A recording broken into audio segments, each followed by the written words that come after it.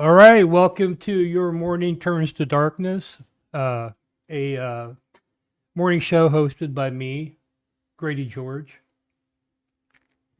How are you guys doing today? Yeah, I wasn't sure if I was going to do a show today or not, but I decided to go ahead and do one. Right now, I'm working on my studio, and I've actually made a lot of improvements for me. You guys can't really see anything from your end, but the way I had everything set up here before was really shitty, for me. But I had it set up. I did it. I did it on the fly just to try to get Drizzle Live up, one night, and I just kind of kept it like that. So now I'm creating a studio where right here is my desk. I have a different desk. I actually have two desks now that I've combined into a workstation, and I've got three monitors now instead of two. So I have all kinds of room to play with, like it's really fucked up because you would think two monitors would be enough. I don't even know how people do a show like this with one monitor. I know there's people that do that, but there's no way in hell I could ever do that.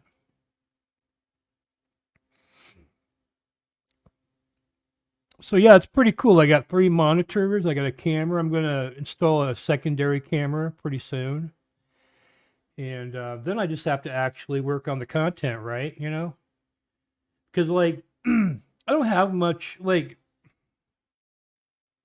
I don't have a lot of time to work on the content because I'm always fucking with all the technical bullshit. You know what I mean?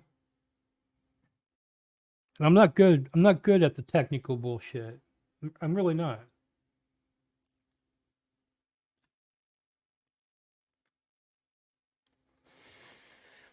I mean, I am if I have some like professional equipment, but just having like, I mean, I guess I'm not that bad. I would like to do a lot better. I mean, this program I have, StreamYard, I can't figure out how to put a video player on this fucking thing. So like that video, okay, now that video is done. The one I just played. Now I've constantly got to fucking look for the other videos I want to talk about tonight or today. That's the other thing. I have a morning show and I have a late night show. So the late night show is Night Freak. So I sometimes will come on after midnight, or sometimes I will come on at 6 a.m. That's the schedule I'm going for. But what really, like, I was sitting here thinking to myself, and as I usually do at this time of day. Sorry, I'm trying to find this video I had here so we can talk about it. Okay, here it is.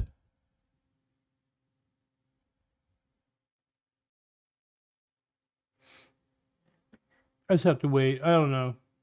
It's some bullshit. But anyway, so I'm just watching YouTube today and I see this short comes up. And it's talking about this. They're trying to imply this location is haunted or something. I don't believe so. It's just like an abandoned building in like some Mexican neighborhood. But what caught my eye was there's a church of the Saint Muerte in the backyard, and I'm gonna get into that after we watch this video here. Let me bring it up here. Fuck, where'd that go? Okay.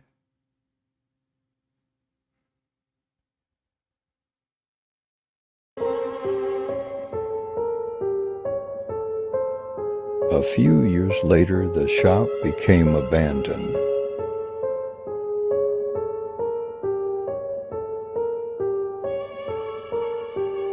It sat abandoned for years.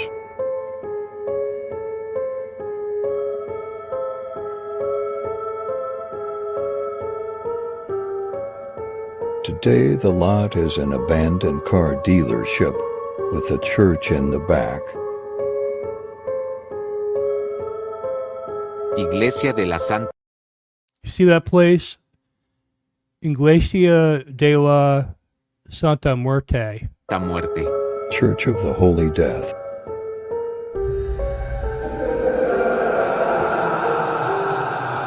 (2009). A building is for lease in Okay, so why am I bringing that up? Okay, so what I'm about to talk about is a little personal, you know, because it's going to make me sound crazy. I know, and I don't like to talk about this kind of shit. And I'm not a superstitious person or anything. Okay, at all.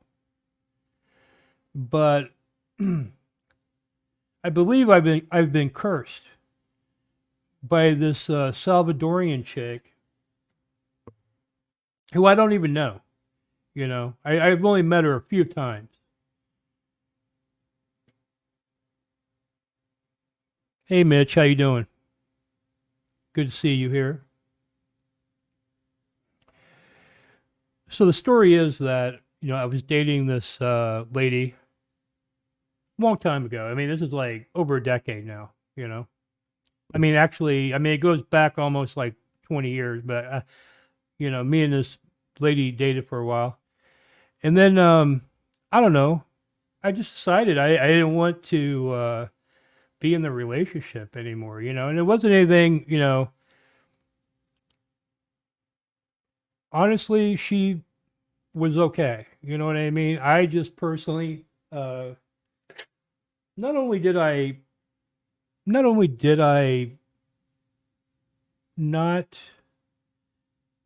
want to be with her anymore, um, but I kind of felt like I started seeing her like shortly after I moved here, and I felt like I kind of cling to her because she knew like, you know, everything here and all that shit. And she was showing me the town and stuff, and then we ended up going out and for like a long time, and then I had to make some kind of choice. And then what happened was I basically met someone else, and not I didn't cheat on her or anything like that, but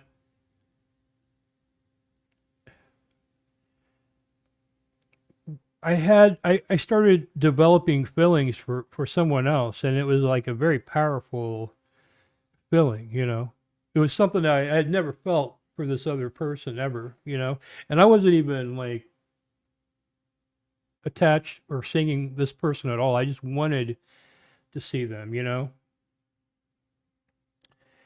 But I'm like, I'm in this other relationship, right? So I just decided I'm gonna like break it off with her, right? And she really didn't want to break it off, man. She was like really like coming at me, you know.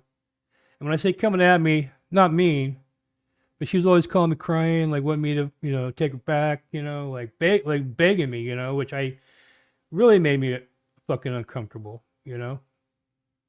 But I just stood my ground. I didn't want to be in this relationship anymore, you know.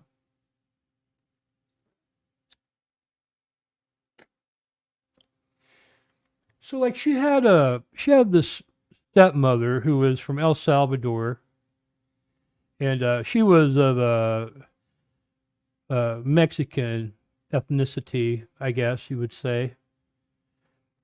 But I mean, she was an American. She was born here, but her family was like Mexican, like a lot of people here where I live, you know.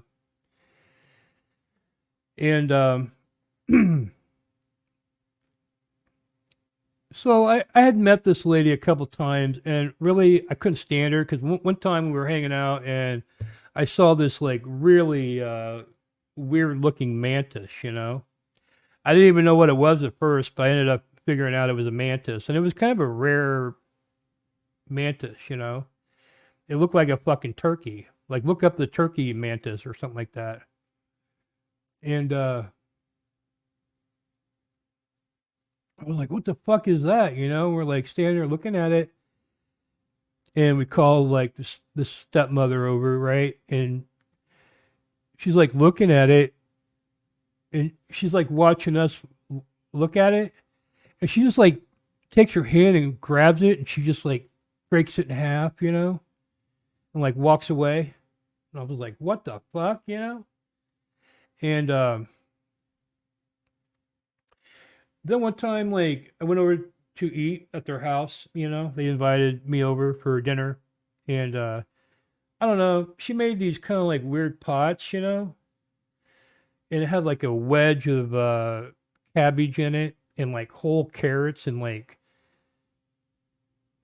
big chunk of like weird meat. I don't even know what the fuck it was. I'm pretty sure it was beef, but it was like a weird cut, you know, like flank steaks or that had been boiled or something, you know. And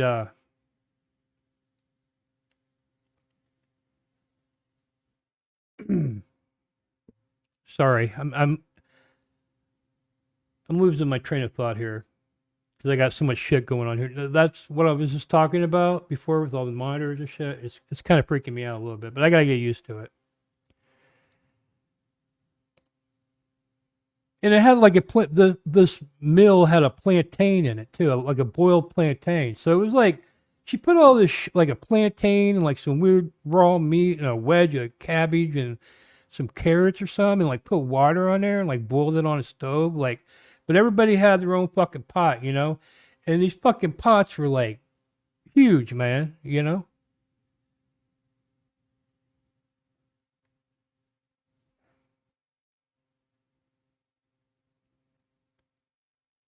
Oh, they cook with menstrual blood. You know what? I mean, I have a feeling because what we're about to get into, I have a feeling this lady was into that, you know, possibly doing some shit like that, you know. So if she was into the Saint Muerte stuff, okay, this is what she was into. Not the person I was with, the stepmother, you know. And my ex didn't like her stepmother either, you know. And she was like a lot younger than her dad, and she wasn't even that much older than us, really.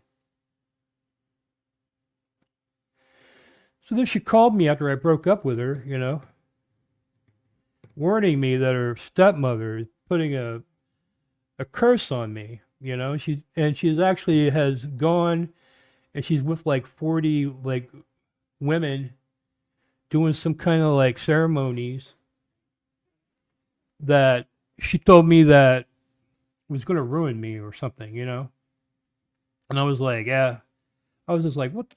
Who gives a fuck, you know? Oh yeah, she's so fucking powerful. She's living, you know, she has no fucking money or nothing. Like, you know, fuck her, man. Go fuck, you know, tell her to go fuck herself, you know?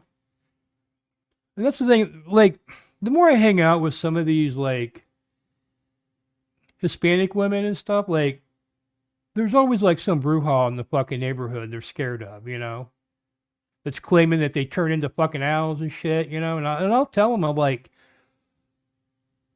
and it's always, like, the poorest, like, most messed up fucking people because they have a lot of issues and they want to go out to these shops and get like trinkets and stuff and do ceremonies and they think somehow that's going to help them, you know.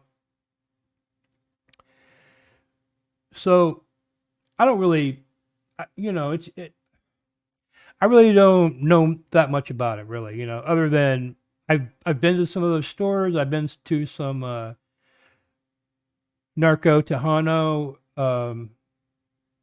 concerts where they have the Saint Muerte statue there. I've been into a lot of stores that have Saint Muerte statues in them, and they always have booze and cigarettes and other drugs at the feet of Saint Muerte. You know, so people bring Saint Muerte an offering. It's usually some kind of vice, you know, that they're trying to get rid of. Like they want to stop drinking, So they'll just like bring a whole bottle of Jack Daniels and they'll put it at the feet of Saint Muerte and they'll leave, or they'll go get like a carton of cigarettes and they'll put it at the feet of Saint. Now, meanwhile, whoever owns this fucking store, his name ain't Saint Muerte, but I guarantee you, this shit ain't getting thrown in the fucking trash. You know what I mean? This guy's getting a partay delivered to him every fucking day. And I thought about if I had a store, I'd probably put a fucking Saint. All right, I would probably put a Saint Muerte statue up in there too, man. They claim they don't, but there's like no fucking way. And I've been in stores where you see like bags of weed, bags of white powder and shit, and it's just right out in the fucking open. People have left there, you know?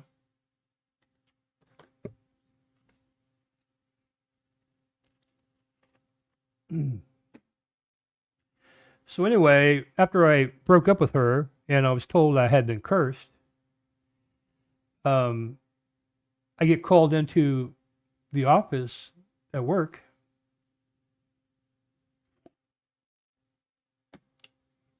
And they're like, oh yeah,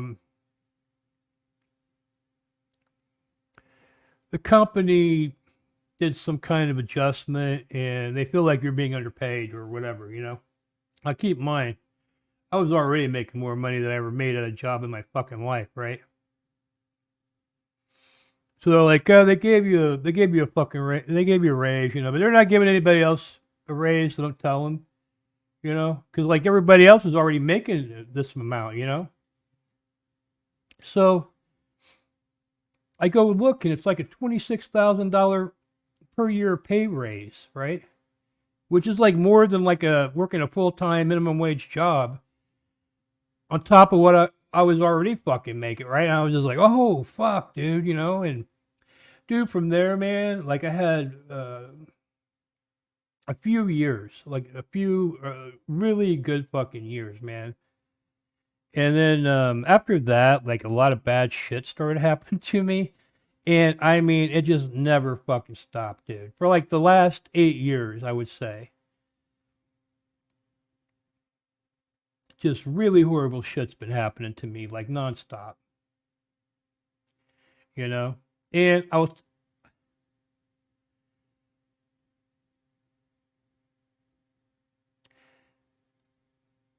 I'm trying to decide if I want to tell you, if I want to go way into what my problems are, because I've had a lot of problems from just like for instance, every single person in my family died in a 2 year span, all different times. You know, everybody from the people I grew up with that were my age to the old people, like everybody fucking died, man, except for me. I have an aunt that lives, you know, really far away, and basically, I think she just, you know, thinks I just want to talk to her because I want her to help me or something. You know what I mean? But I don't like I have money and shit, so she's literally like my only relative I have. So I would call her every once in a while, and she went like nuts on me, like acting like I was trying to like get something out of her, and she doesn't even know my situation, right? So I'm just like, fuck you, man. I'm not ever talking to your ass again. So now I have no family, right? I'm not ever fucking talking to anybody.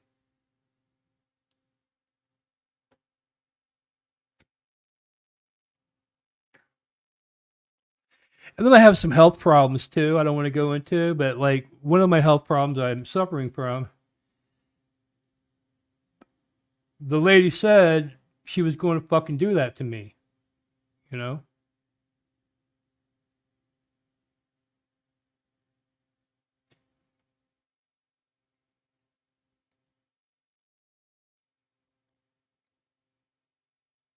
People see patterns when there aren't any.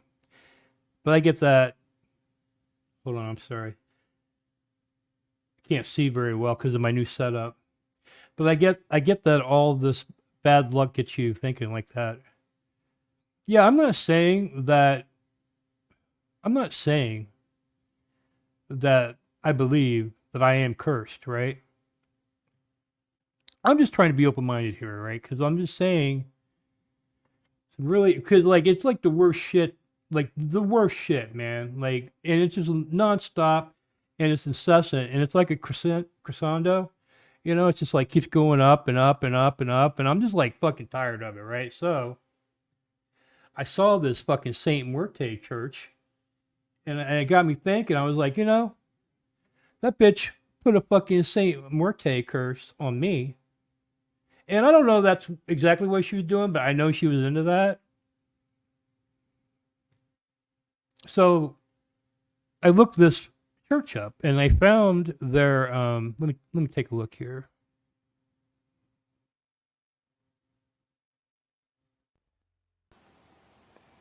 Bienvenidos a la Iglesia de la Santa Muerte en Houston, Texas. Participa. So they have a this is the actual Church of Saint Muerte that's here in Houston. Con nosotros. Ven a estar en el amor, en la paz, en la dicha, donde todo deseo se cumple. Amén.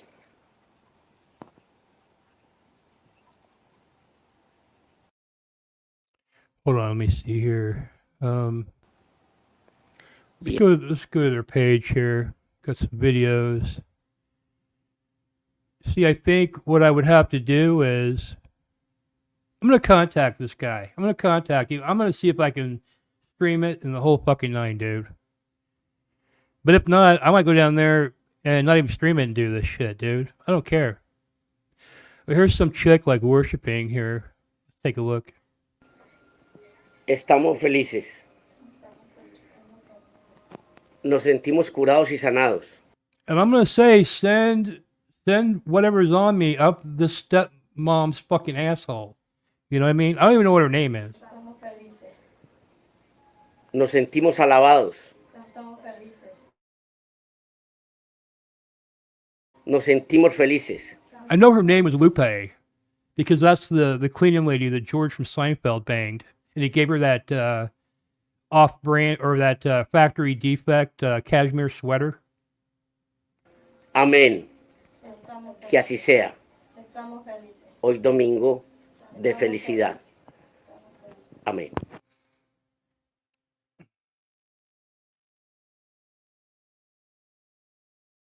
Yeah, I will definitely stream it if I can. I don't know if they'll let me. You know what I mean? And I feel like I don't know if these guys are kind of like xenophobic. You know, I don't know if they're I don't want to say they're racist, but I've never seen anyone that's not Hispanic. You know, at one of these things. You know, so I don't know. I know they're involved with the cartel. Some cartel people are into that. You know. They're saying amen. Like it's sort of like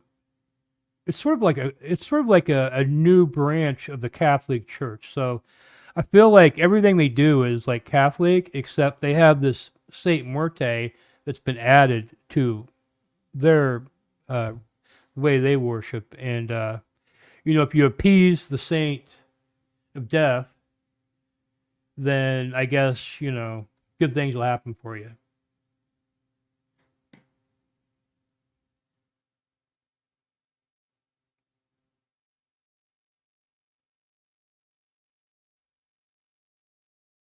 I think this is the guy right here.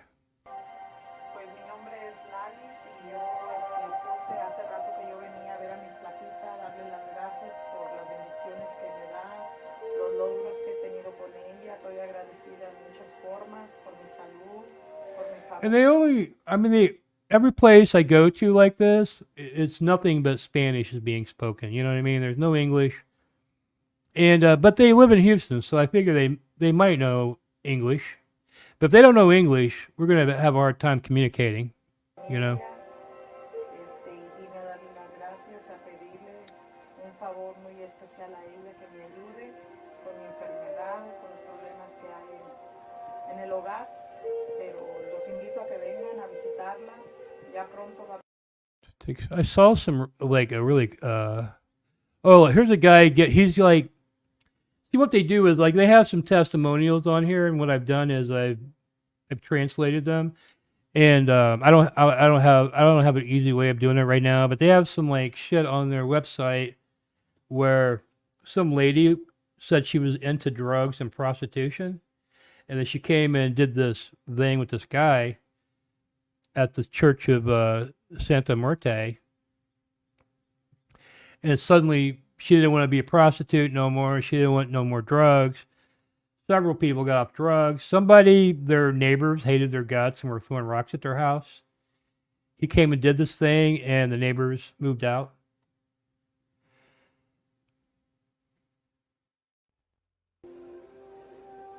Iglesia de la Santa Muerte, Houston. Favor recibido. Me siento feliz. See, I think I have to get into this like fire circle pit or whatever. And then it looks like they wrap you in like a straitjacket or something. I don't know. ¿De dónde viene usted, hermano mío? And he seems to have something in his ear, like cotton balls, but he's talking to him. Duro. De Austin, Texas. ¿Se siente feliz? Sí, Amén. Otra vez, ¿se siente feliz? sí. Amén. Gracias, Señor. Gracias, Santa Muerte, por el día de hoy.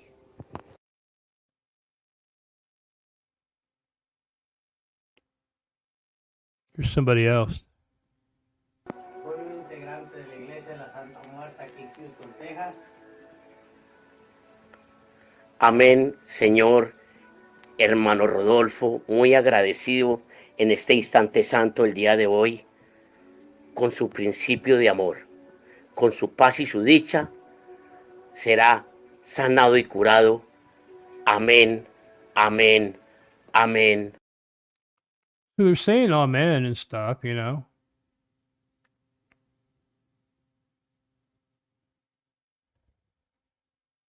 What's that?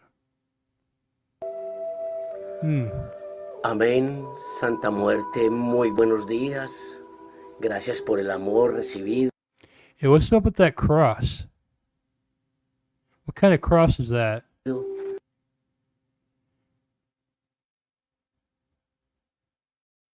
La humanidad está afligida por los casos negativos que existen. A través del poder de la Santa Muerte, curamos, sanamos, entregamos el amor. Dude, I saw a video where this guy, the actual guy, was on there. Let me see if I can find it.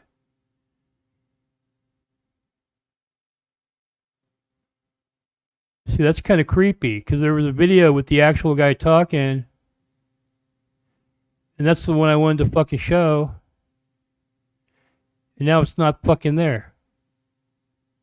Dude, that's creepy, bro. Where'd that fucking video go? This guy watching in real time? Oh, here's one. El amor, la dicha y la paz. A través de mí. Look, man, he's wearing this like monk robe or whatever, and these flames are like inches from it. Like he looks like he's about to go up. Mira mis videos. Comparte el amor y abre tu corazón para que te llegue el amor, la dicha y la paz, la unión en tu pareja, tu familia sea feliz, te llegue la abundancia de dinero. Cuenta con nosotros. Nuestra Iglesia de la Santa Muerte, acá en Houston, para toda la humanidad.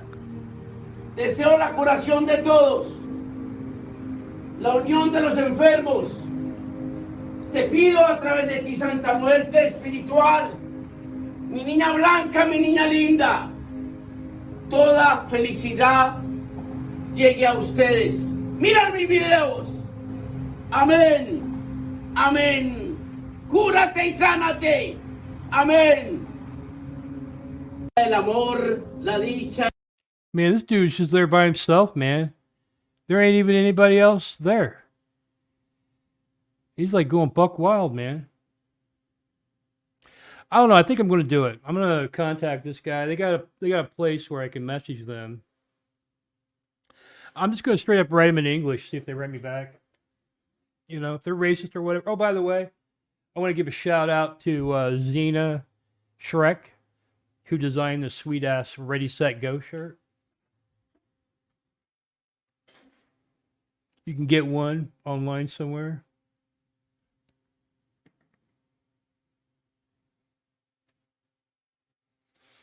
But yeah, I think I'm going to do that. Yeah, I'm gonna give them a call. In fact, I might. I think their website's on here. Let me see if I can find it. Oh no, I gotta put my personal. No. Well, I don't want to give them a Shady Grady email.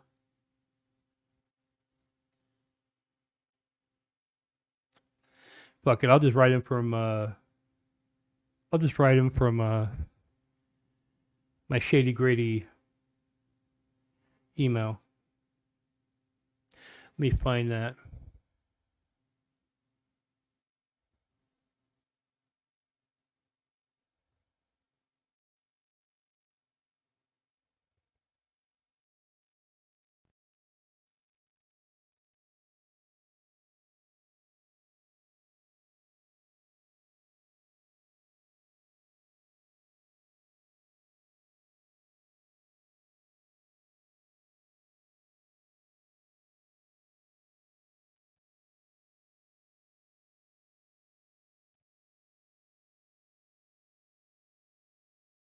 Oh shit. Here on YouTube making another video, and I would like to advertise my business to all my clients, or to all the clients who are watching this video. If you have a problem in your life, if you need an open road for money, love, job, health, if you have an enemy that will not leave you alone, I can retire that person. If you have... Oh yeah. Okay, so this guy's that was him. That was the guy from the church, and the guy we saw there in the circle with the hood on. I don't want to bring it up because I want to go down there and shoot some stuff, and I don't want anybody fucking with this guy.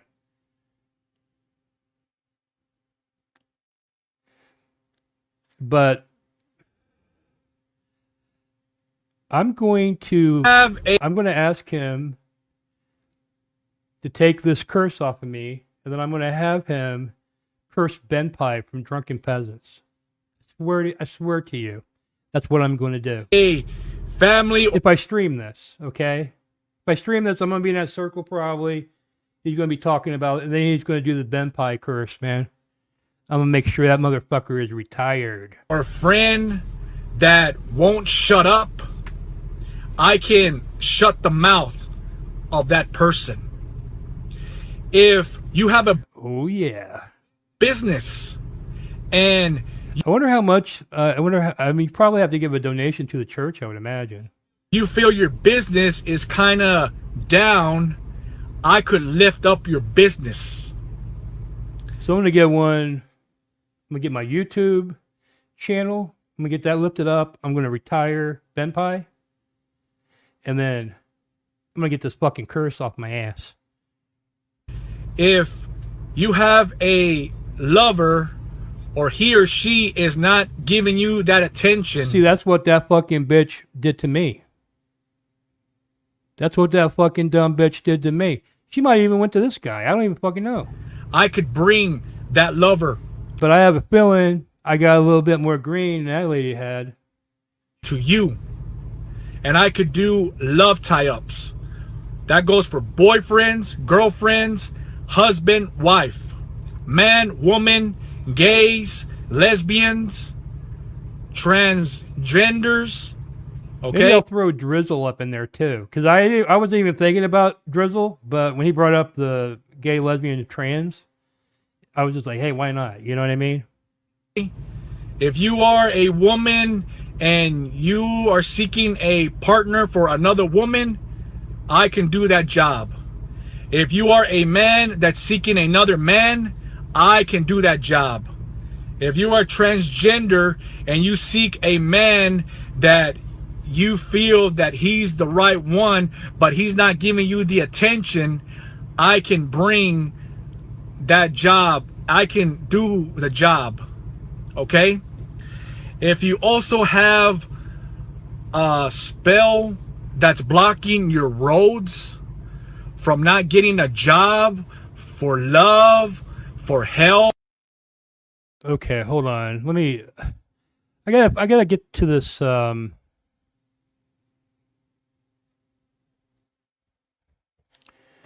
Where's their fucking?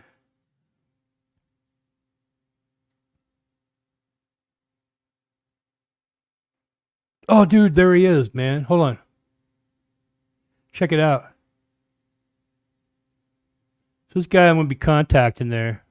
I don't know if you can see very well because I don't know. He does everything in shorts. It seems like, so I can't even like full screen it or anything.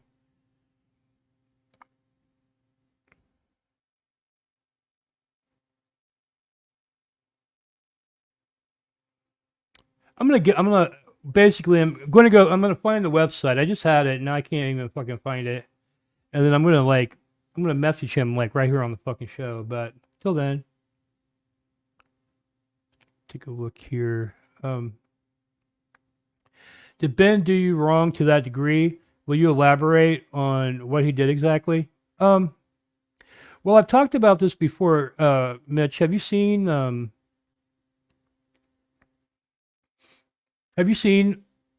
any of the drunken peasants that I was on?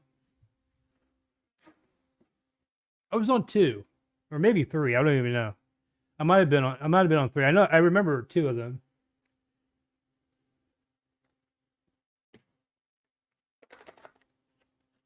But yeah, he did me wrong because I didn't do anything to that guy. He fucking called me a white nationalist and told all of his fucking, like, first of all, I hadn't streamed in fucking 10 years, dude. And I know Billy. So I thought I would go on there and, like, just talk, hang out and, like, try to start a YouTube channel or something. I didn't even have, I ended up not even starting my YouTube channel till this year. And it's because of that motherfucker, okay? I started doing Drizzle Live like a year ago on Drizzle's channel. But before that, Poisoning the Well asked me to be on their fucking show. And they seemed like they wanted me to, like, be on the fucking show with them, dude. Like, they wanted to do a show with me. I don't even, because we didn't get that far, but, like, I was talking to them. They were basically saying they wanted to be on their show, right? And they weren't even doing a show anymore. And they were going to bring it back, and they wanted me on their fucking show, and they were going to do this show with me, They liked my appearance.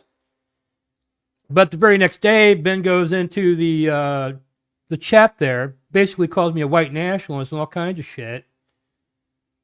Then those guys fucking ghosted my ass. Then, for about a year, everywhere I fucking went, or anybody I talked to, some drunken peasant fucker would pop up out of nowhere and start saying I was a white nationalist. Why am I a white nationalist? Because I said Bill Gates is a fuck, man. And he is. Hey, you want to know who you support, Ben? Look it up, man. You're a fucking fool, dude. But I'm not a white nationalist because I don't like a fucking old white guy in a sweater, dude. You dumb motherfucker, man. And by the way, I've never seen you hang out with anybody but Hannibal and Monty. That's the only black people I've ever seen you around or anything. You're all around all white people. Your whole audience is nothing but white people. You're scum of the earth. Hey, what about Will Control hangs out at your house, right? Look up Will Control. The guy brags about back in the day when he was working at Goodwill, which, by the way, here where I work, you have to be a real scumbag to get a fucking job at Goodwill. Let me tell you. They just don't hand those out to normal fucking people.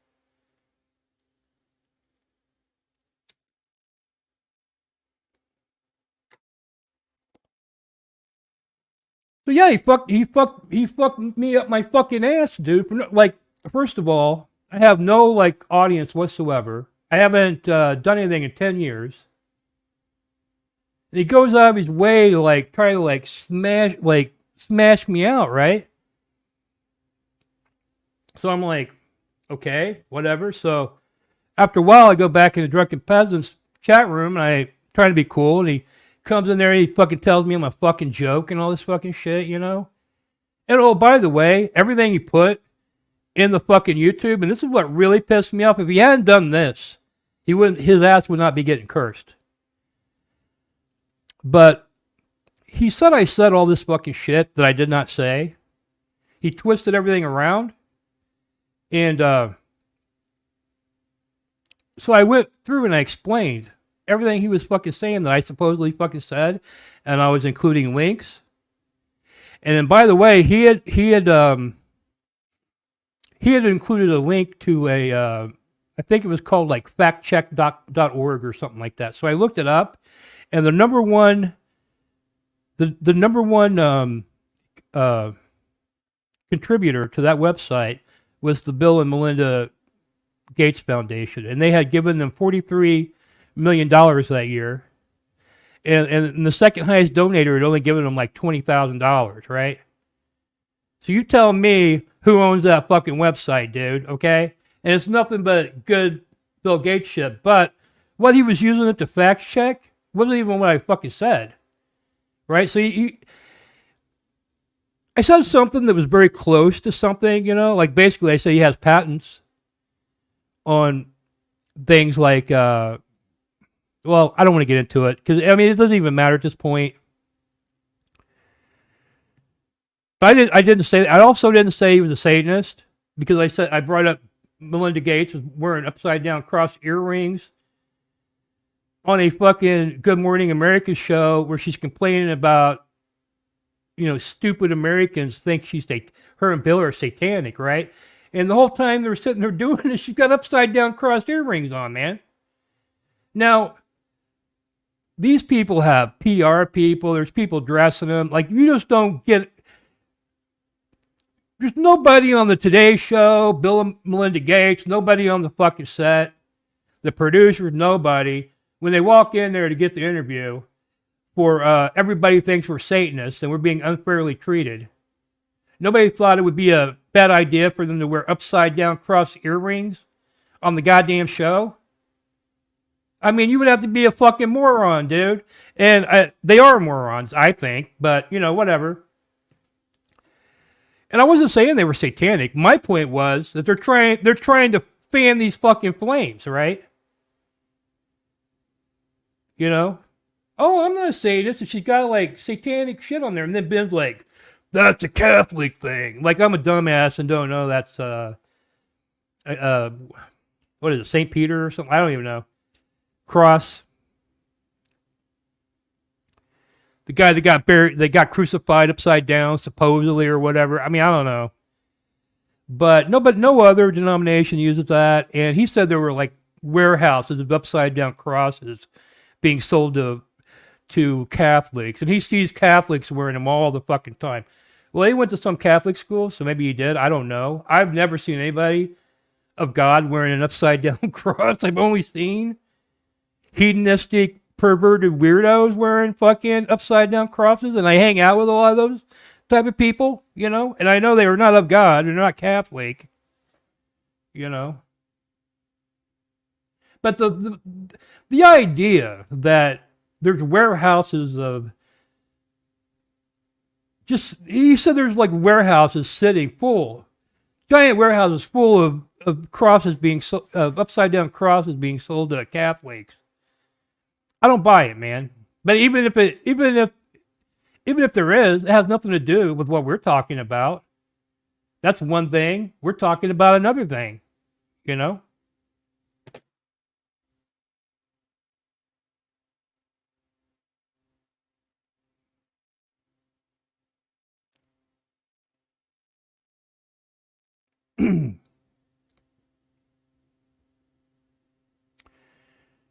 Ben has also accused me of spewing the right-wing opinions, and I didn't like that because it's not a valid argument to what I was saying. Exactly. He sizes you up. He's got like a straw man in his mind of anybody that says certain keywords. And he wants to go at him, but who the fuck is he, man, to go after me? You know what I mean? Like, he's got like 300 fucking viewers, which is like way more than me. So I'm just starting out. So yeah, you can fuck with me, but I mean, at the end of the day, dude, there's shitloads of people that get that many fucking viewers, man. I mean, it's nothing special. There's nothing special about that fucking show. Maybe there once was, but now that it's his fucking show, I mean, it's junk, dude. I mean, I watch it because I like Billy, and I find Billy interesting. I think Billy's funny, but then he's always like talking down to Billy like he's a fucking dumbass. And like the one thing that really upsets me is he hammers at what's that guy, the that friend of Billy's, the farmer bro, that guy. He's always talking shit about that guy. That's like Billy's fucking friend, man. You know what I mean? Imagine Billy just sitting there straight up talking smack about like Jeff Holiday, like right to Ben's face, like all fucking like real, and I mean for real, like trying to take out Jeff Holiday right on the fucking drunken. Like you think Ben would be fucking cool with that? No, he wouldn't. I don't think Ben would do anything about it. Because at the end of the day, Billy's all he's fucking got, dude. Could you imagine? Because I've seen that fucking altered perspective show, man. He ain't got nothing else, dude.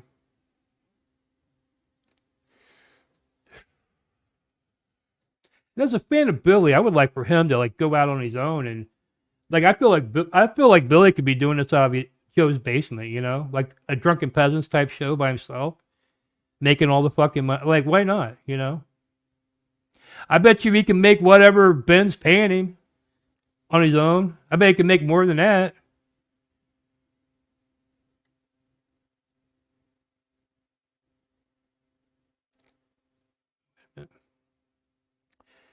Bill Gates is a bad person, and this is coming from a guy who loves Xbox and used to look up to him. Yeah, I mean, I don't. To me, he's just some rich fuck like everybody else. I'm not going to go out on my way to support that guy or anything he does. Everything he does is like for himself, you know. Like he's obsessed with feeding Africans their own shit. And he built this shit machine. You can look this up.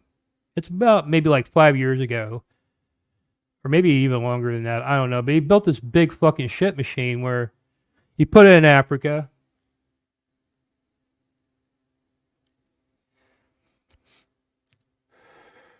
He stuffed it full of all the, you know, he went around getting all the African shit and he stuffed it full of shit. And then it has like a tap on it. And it squeezes all the fresh water out of the shit, you know. And then he was like first in line. He's going to go up and take a drink, you know. So he walks up to it and he takes a drink, and I swear he doesn't drink it, man. I gotta find that video. He just kind of like puts the glass to it, and he goes, fresh water, you know. And they got all these like Africans sitting there drinking their own fucking shit water, you know, going like praising him, you know. I'm like, why don't they just get the fucking water out of the fucking air? You know? Why don't you just take the ocean water and do reverse osmosis and give them fresh drinking? Like, why you gotta fucking feed the Africans their own fucking shit, dude? Like, there's so many other ways you could fucking do this, you know? Now, someone told me that the problem is that the machine uses a lot of power, you know, and it needed like it needs power, so the shit actually fuels the machine as the water is being pressed out of the shit.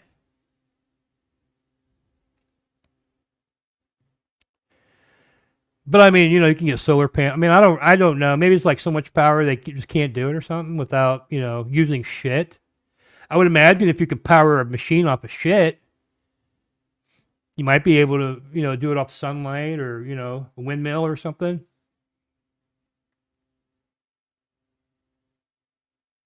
I just don't like, they're always talking about like digging the protein out of their shit and feeding the poor with it and stuff. And There's actually a video on YouTube. You can look it up. It's still on there. I watch it every once in a while. This Japanese guy, he created like steakums out of his own shit. And they show him like frying them up, and he makes a sandwich, and he's like eating it.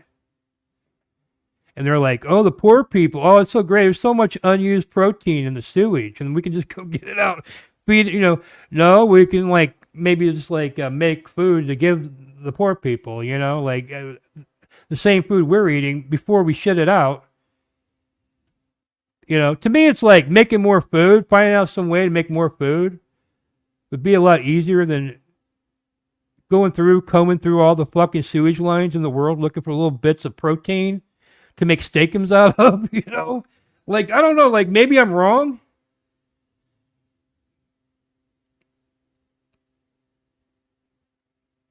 Oh yeah, Martin Shkreli, yeah. I've actually been up all night.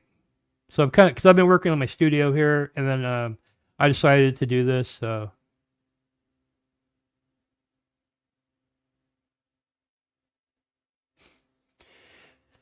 Hey Mark, yeah, I shaved, first of all, it was 110 degrees here yesterday. It's been between 112 and like 107 for like the past 2 weeks. It's been so hot. My air conditioner runs like nonstop. It can never reach the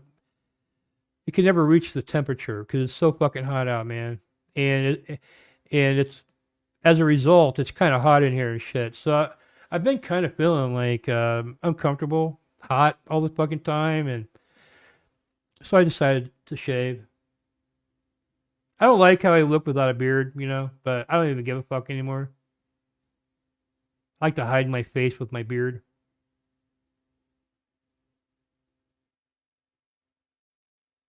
It seems to me like there's more practical solutions than the shit machine. That's what I'm saying. Everybody's, and he gets awarded for it and stuff. He gets awards, and people are like praising him that he found out a way they could drink their own shit.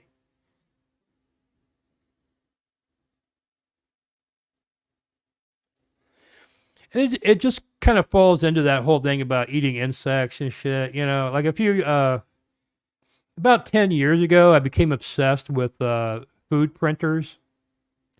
And they have this big conference down here. It costs $10,000 a year to attend it. And it's just like a weekend. You go to these classes for 1 weekend. It costs $10,000. And it advances every year, So anyway, I'm convinced that there's going to be like how they have 3D printers. There's going to be food printers. I think it will replace the oven and the microwave. And I think what you're going to basically do is, and this is already happening. I mean, they're developing this right now. We're not there yet. That's the point of taking these classes, because when it does break big, you're going to be able to go out and get like $300,000-$400,000 contracts building these blueprints, which will be like super easy to you at that point, and nobody else will know what the fuck's going on. It'll take a while for people to come in and start figuring it out. So it was a good way. Like, to me, I feel like there's going to be 3D food printers in the future, and I was seriously thinking about taking these classes, learning how to do these blueprints. Because basically what you do is, so they have a printer, and in the back, there's like a cartridge. And it's probably you're probably going to have to buy one of these cartridges like every week or something. And also the printer is kind of like the size of it's kind of like the size of an oven, kind of, It's a little bit smaller, but it's pretty big because it also cooks as well, And you'll get this cartridge, you'll put in the back, and it's got everything, like all the proteins, carbohydrates, spices, like everything any kind of food's made out of, it's going to be in this thing, right? So then you'll go like the Taco Bell app and say you want fucking Taco Bell. And it'll be like $2, right? So you're going to press, send me 2 tacos to my house from Taco Bell on your app, and 2 Taco Bell tacos are going to appear in your printer. It's actually going to be built out of this. What you're basically going to be buying is access to the blueprint. It's going to tell your printer, how to build these tacos inside the printer. And then you're going to have your Taco Bell 3D printed tacos right there. And like Wolfgang Puck is a guy that's really big on this. I've heard that they're doing some like kind of like interesting stuff with meats right now with that stuff. But really right now, the last time when I was I kind of stopped thinking about it like 3 or 4 years ago. I know they still have those conferences here and it's still advancing. But the last I heard, it was basically like they can only 3D print like Cheerios, They look like Cheerios basically, So you can get like a cartridge.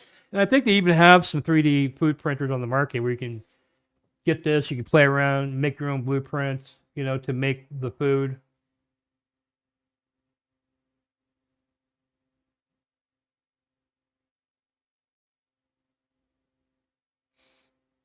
Yeah, corn and peanuts.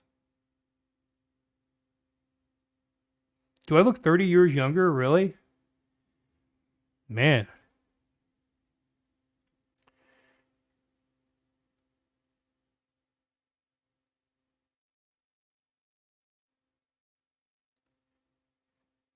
Yeah, I would guess that's pretty much what it is. But because I got like really obsessed with it. I read I was reading like literally everything on the subject all the way up to like 3 or 4 years ago. Like I was just that's all I read about. Was these 3D food printers.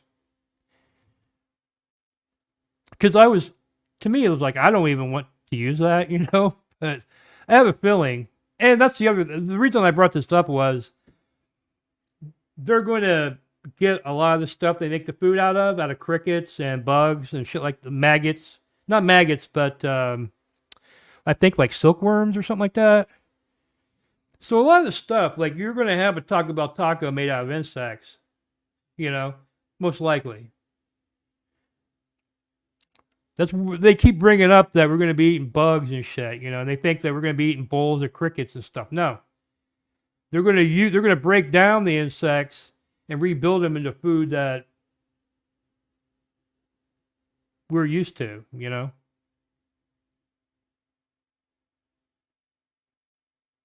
They probably do. Oh, are you saying they make corn and peanuts on the food printers already? They probably do. I don't know. Because they weren't like the last time like I said, I haven't really been reading about it for like 3 or 4 years, so I don't know what they're up to. But I bet it's getting close. I did try one of those things, those Cheerio things, man. But yeah, it wasn't very good. It did taste like cardboard.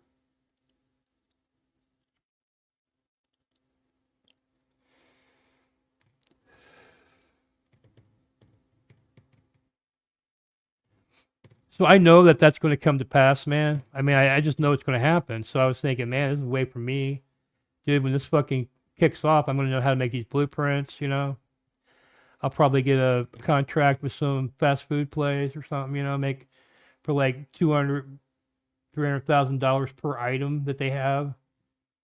You probably even be making more than that when it kicks off. At some point. It'll probably be like everyone's like a amateur blueprint maker because people will probably be cooking up their own food in their 3D printers, after a while and making their own blueprints.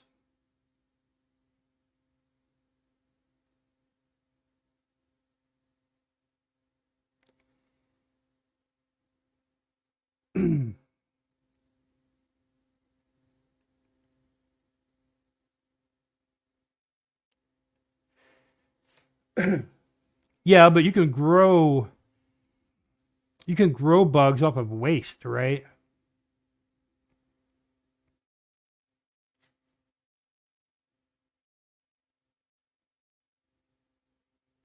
So as you're farming these insects, you could be like reducing waste, that otherwise would just be in a decaying somewhere in a landfill or something.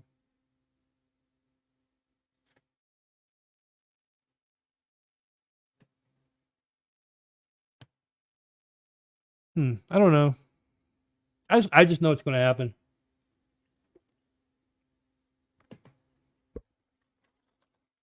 Can't eat bugs that, even if they're broken down, into like everything they're made up of.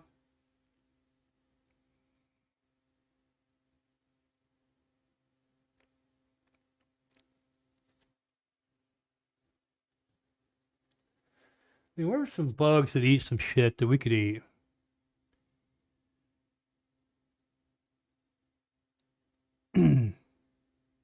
Like, why couldn't you use maggots?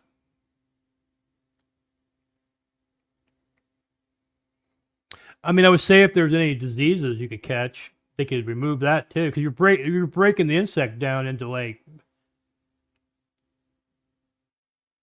everything it's made up of. I'm sure there's parts that they won't use. You know what I mean? I'm sure there will be some parts that will not end up in the food. Yeah, I don't want to eat insects, but I don't think that that's what they're talking about when they're saying that we're all going to be eating bugs. I think we're going to be eating like stuff that looks like steaks, but it's made out of bugs, man. Or stuff that looks like tacos, or whatever your favorite food is, but it's going to be made out of fucking bugs, man.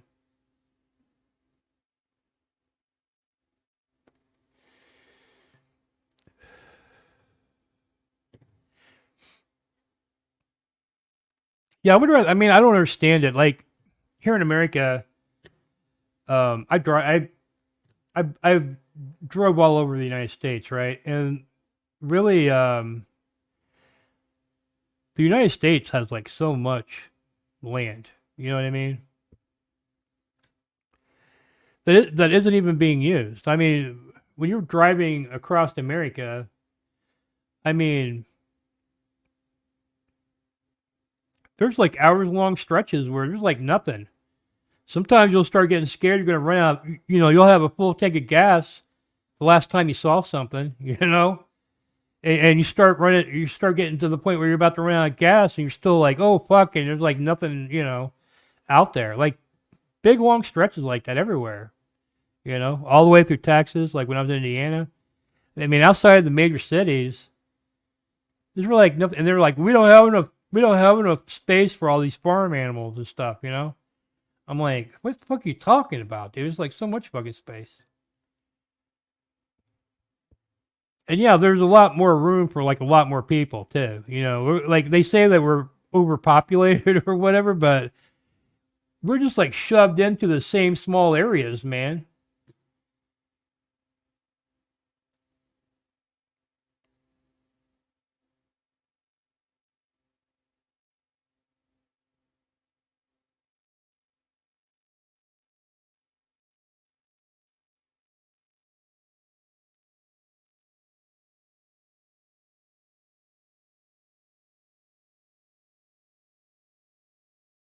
Well, I guess they probably do have to feed the bugs meat, right?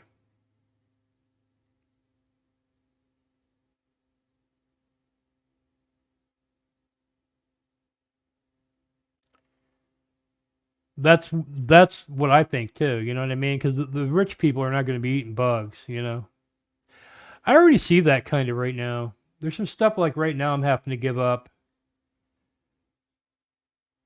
Like yesterday, I went to me and my wife went to this rotating Japanese restaurant. One of those things where they have these rotating belts, and sushi is constantly coming by, and you just like take whatever you want. And it took me like 55 minutes to drive there. It's not. It's like 20 miles away. It took me like 55 minutes to drive there. So they got this toll road, and if I took that, it would only take me like 15 minutes to get there.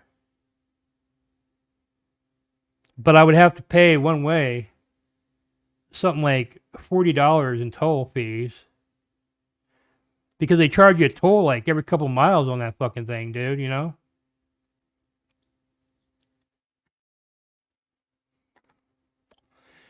So to go there and come back in 15 minutes, it'll cost you like $80 round trip. You know what I mean? I'm not paying that. I can't pay that. I used to take that. I used to take toll roads all the time, but I didn't give a fuck, you know. But they weren't that expensive. I don't because they, you know, maybe you would pay like a couple dollars and that would be it. This fucking toll roads, like every couple miles, you got to fucking pay a toll, you know.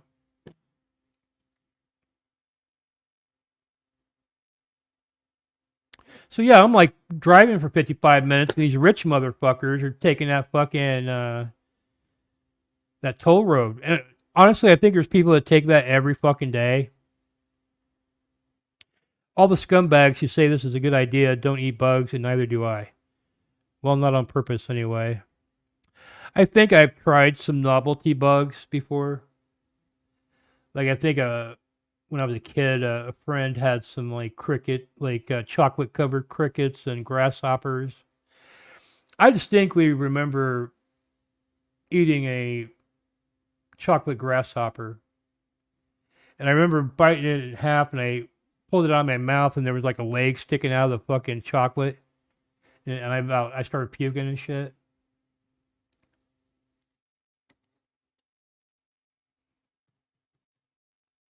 Yeah, I feel like I digressed. I feel like I was about to make some kind of point like 30 minutes ago. I digressed, and now I need to come back around to that. I need to start keeping notes. Like I need a piece of paper and some pen, and I can like keep track of where I'm at.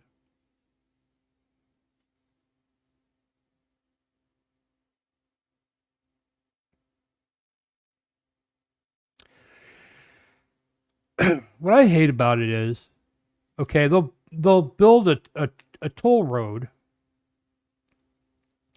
then they will sell it to a foreign country, right? So like the one that I'm talking about, I believe, is owned by the Saudi Arabs.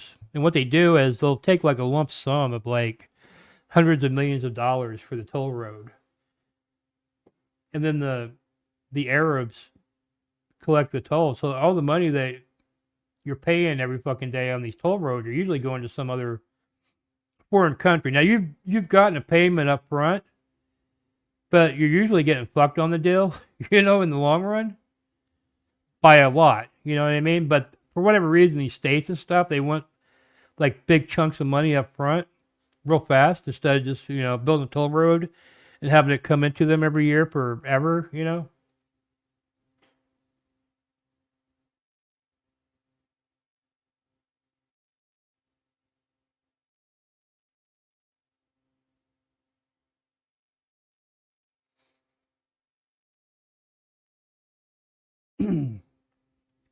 Yeah, I mean, I have an issue with our relationships with some countries who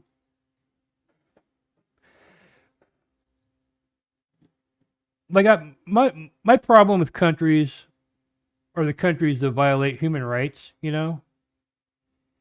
And the fact where the fact that there's a country that owns roads in the US that do not allow women to drive and throw gay people off of buildings and kill them. They cut their heads off in the public square and all that shit. Or treat them like slaves like some other countries, you know? Like I don't see like how we're doing business with them, right? So like how is that even happening? Like, you know what I mean? Because you guys are so moral, right? You're so moral. Like you want like Orange Man bad, right? You know, you want to. Oh my God, could you imagine Orange Man back? But you don't give a fuck about Saudi Arabs owning fucking everything and China owning everything here, do you? In fact, if I bring it up, you go, "Oh, the Chinese are great people." Oh my God, how dare you say something about China? No, I'm not talking about the people, dude. I'm talking. They're actually getting murdered by these motherfuckers. You ever see the suicide factories, man? The working conditions that are so shitty. People fucking kill themselves, and they literally suicide proof the fucking building, so you can't even get the sweet mercy of fucking death.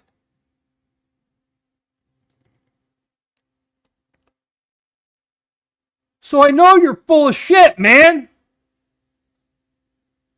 And if you're not, why don't you go after something that fucking matters, man?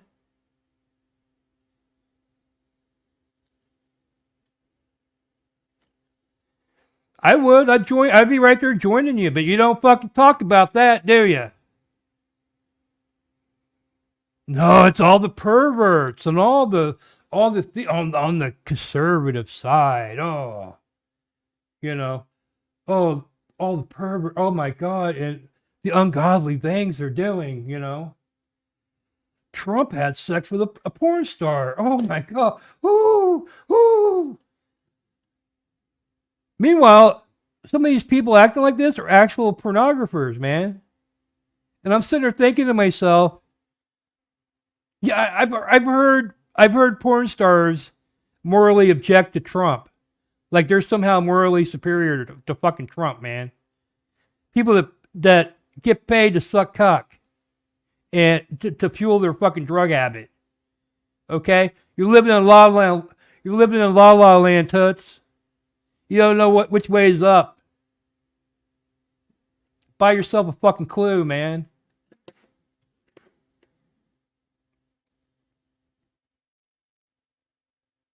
Agreed, Grady. I'm glad you brought this to my attention. I didn't realize other countries own our roads. I mean, I haven't really fully checked into this because it does seem like this is happening, but then somebody told me that it just kind of looks like that. They don't really have full control, but there's a shipping port in San Diego. We owed China a bunch of money, and we just gave them that shipping port.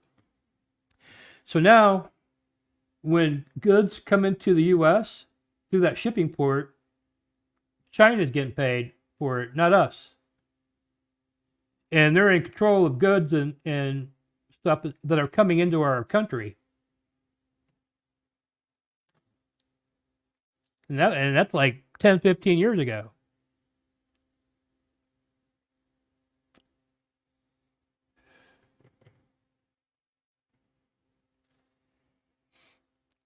And then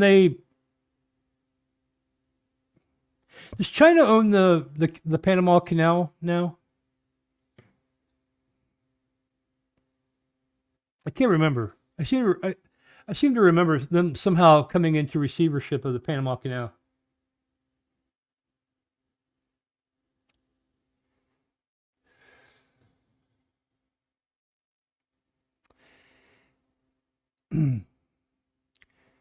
Well, yeah, but they don't really know any other life, you know what I mean? They're so like they're not like North Korea, right? But I mean, the flow of information there is very hard, you know. They can probably figure out how to get some blocked information, but if you get caught, man, you're fucked.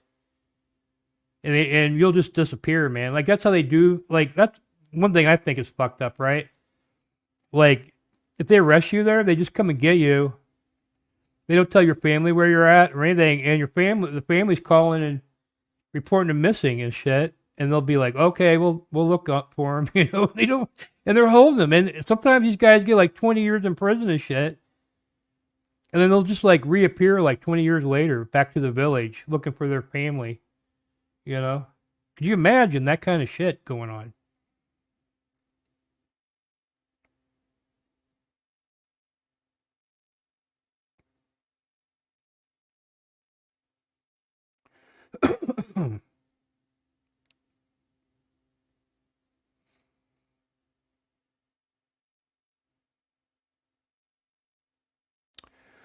Well, there's a lot of factors that go into that. I mean, I'm not saying I do know there's a lot of Chinese that at the time that were into that. And there's a lot of the Chinese, went to Hong Kong and some other places, and now China's trying to take all that shit back over too.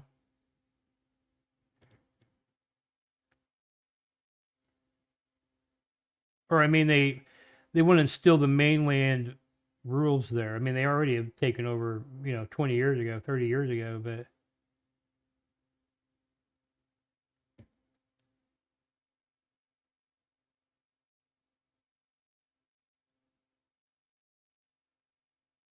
mm. You want to know my idea? You want to know what I think about that? This is my opinion only, okay?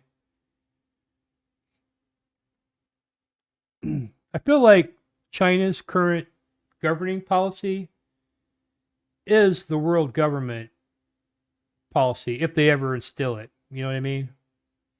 And I think they've been working out the kinks of this governing system over in China for decades. And it started with the one child policy and all the surveillance they have now, and how they operate as sort of a democracy among the business elite. But everyone else is trapped into communism and can never escape. Because I always see like Forbes bragging about how China is making the most new billionaires of any other country. Well, how can you do that in a communist system?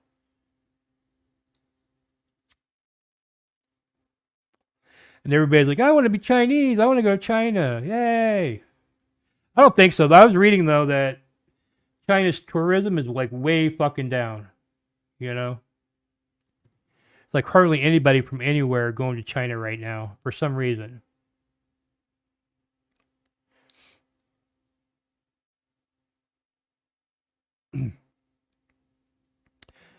So yeah, I think they're getting all the kinks worked out. And I think China is actually working with us, because we're all in that. Is China still in the G7 or did they leave? I know it was the G9 and then Russia left. Is China still in that? Is that just European and I don't know. Let me take a look here. Who are the G7 countries? Let me see here.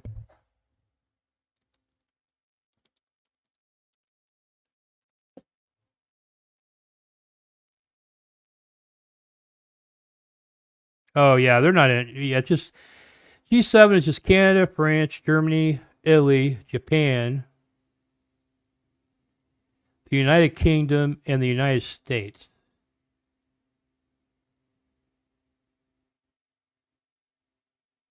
Hmm. Who are the G9? I thought they let China. I thought they let China in that. Because the whole thing is supposed to be about bringing the East and the West closer together or something.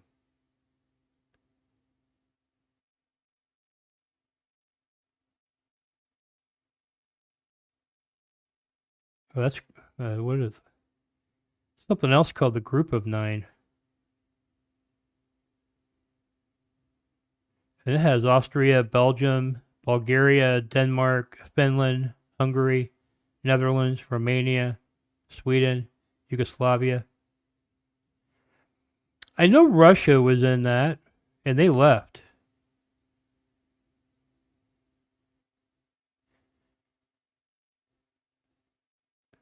Okay, here's an article from 2005 that Russia left, and Brazil and India are in. Look, I'm just gonna put China. See what it says.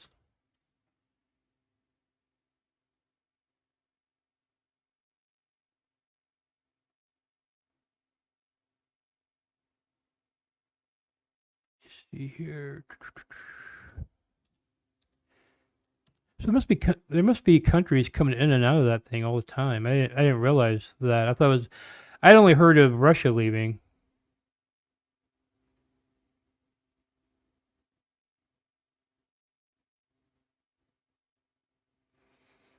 Right now, I'm reading this thing about how G7 leaders have urged China to press Russia. So they seem like they have some kind of power to kind of urge China to do shit.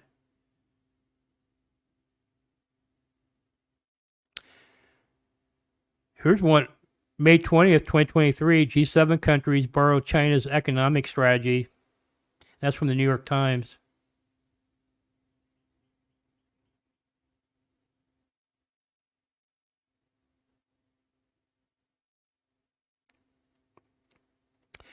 China owns every business. They allow the people to run them to buy American democracy.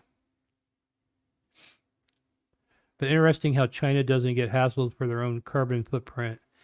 That's the other thing, okay? I feel like a lot of these laws that are being instilled here and in Europe especially, it's just moving all that shit to China, you know? Have you seen those videos of Beijing where the air is like so black? The air quality is so bad there. the fucking let me see if I can find some videos of that.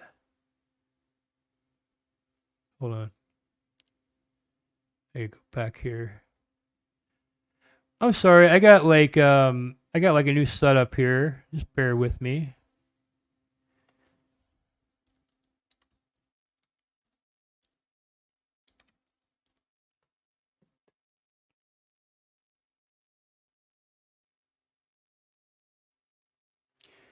Dude, if this has been taken off, man, then I know that YouTube's working with China or something.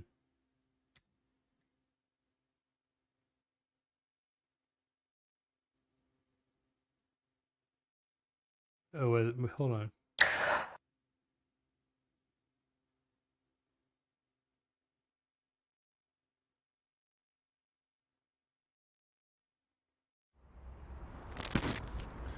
Well, welcome to Shijiazhuang, a city a little less than 300 kilometers from Beijing, and one that over the past month has had the rather unenviable honor of being China's most polluted. In fact, by some Look at measures, that it is shit, the man. most polluted city Imagine on living the in that, planet dude. over that period.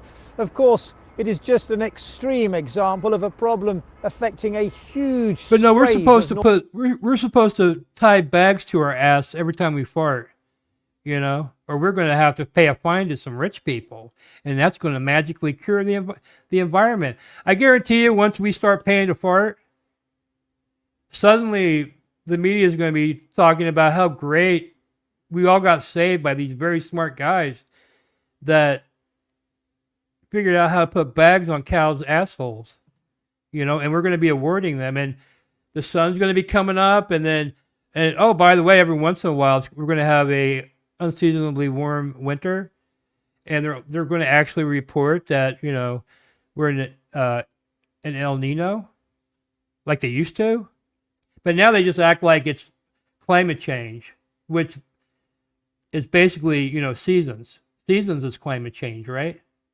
4 times a year. northern China at the moment, with a pollution cloud hanging over this country from the Russian border in the far northeast all the way down to... Oh, well, we gotta start somewhere, Mitch. So let's go ahead and like ship all of our energy to China and have to pay people living like this, having their people living like, let's pay them all the global money for our energy, because, you know, windmills and shit ain't going to power all of us. to the central cities of Chongqing and Chengdu, a sweep of a few thousand kilometers or so.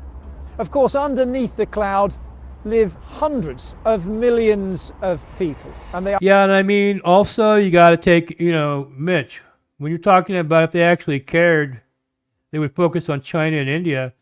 Well, they would also be focusing on the American companies that are adding to this. You know what I mean? I have no doubt some of this smog is being financed by American companies. They are currently struggling with the impact of this toxic air on their lives and lives livelihoods. It can be completely dark, as if you're walking in the clouds. The smog impacts my children's health. Coughing is the usual symptom. Yeah, you better not say anything about Mao. You know, meanwhile, you see all this fucking shit with the environment and how they treat their fucking people and all this shit, you know? And yeah, I'm going to tell you a story. Here in a second after this is done, I'm going to tell you a story that happened to me involving Chinese people. I've heard some people say that they are considering leaving Xinjiang. And it was when, like, I've always kind of had a problem with, because I'm Buddhist. I mean, I'm not Buddhist, but if I'm anything, I'm a Buddhist, man. You know what I mean? But believe me, I am not a Buddhist whatsoever because I don't adhere to their way of life. But I enjoy their philosophies, you know. And I actually try to apply them to my own life sometimes. Some of them, you know. Like I said, some of them don't work, but some of them are very strong, you know. And they took over Tibet and, you know, went in there and they fucking tore down all the fucking Buddhist, you know, centuries old fucking monuments and shit. And it really upset me just from that. And then I started reading about, you know, how they treat their people. And what really upset me was the way the people were, you know, being used as slaves over there, basically, you know. And it's not like they're all slaves, right? There's a slave class, and then there's like a rich class. But they call themselves communists, you know? And everybody thinks it's a great system, you know? Moving to the south of China, have you ever thought of doing this? I mean, would a great system be that, okay, I don't know, let's just say there's like 15 million unemployed people, right?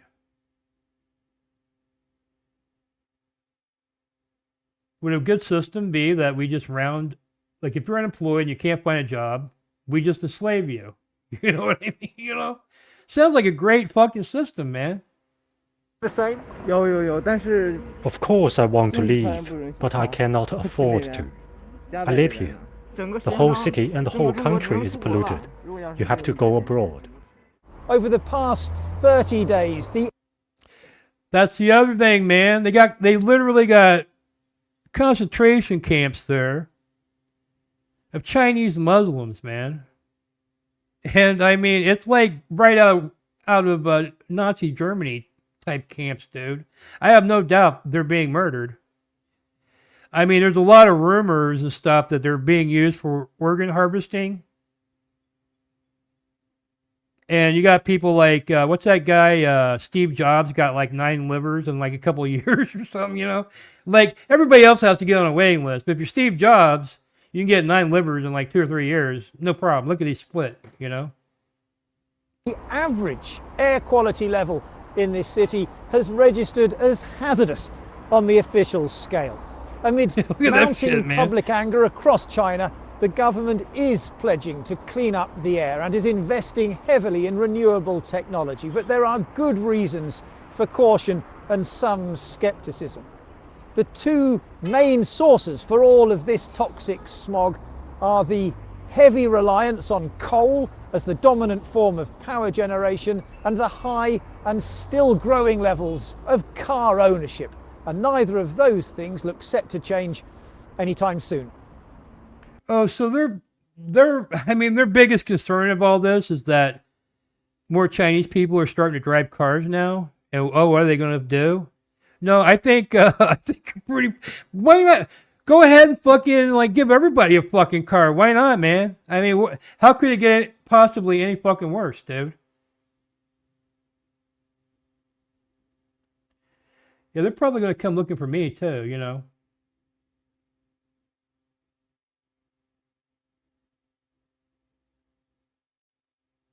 Well, that's weird because you know what? I have a couple of Chinese stories to tell you guys.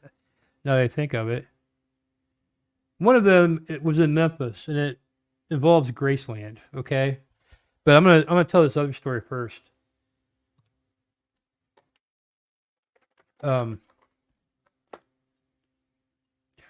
What was the other, dude? I'm telling you, man. I think I have Alzheimer's, dude.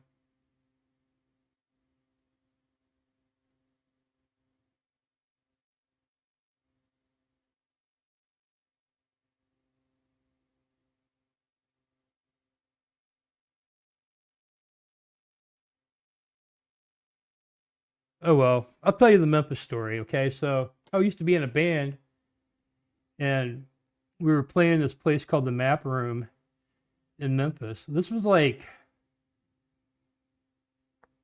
'98 or something like that, you know.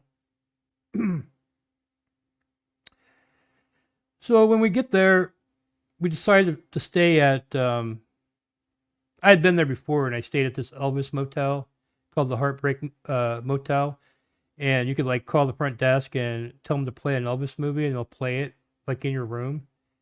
And I fucking called, and I just kept like the whole entire weekend I was there. I just kept calling, requesting clam bake.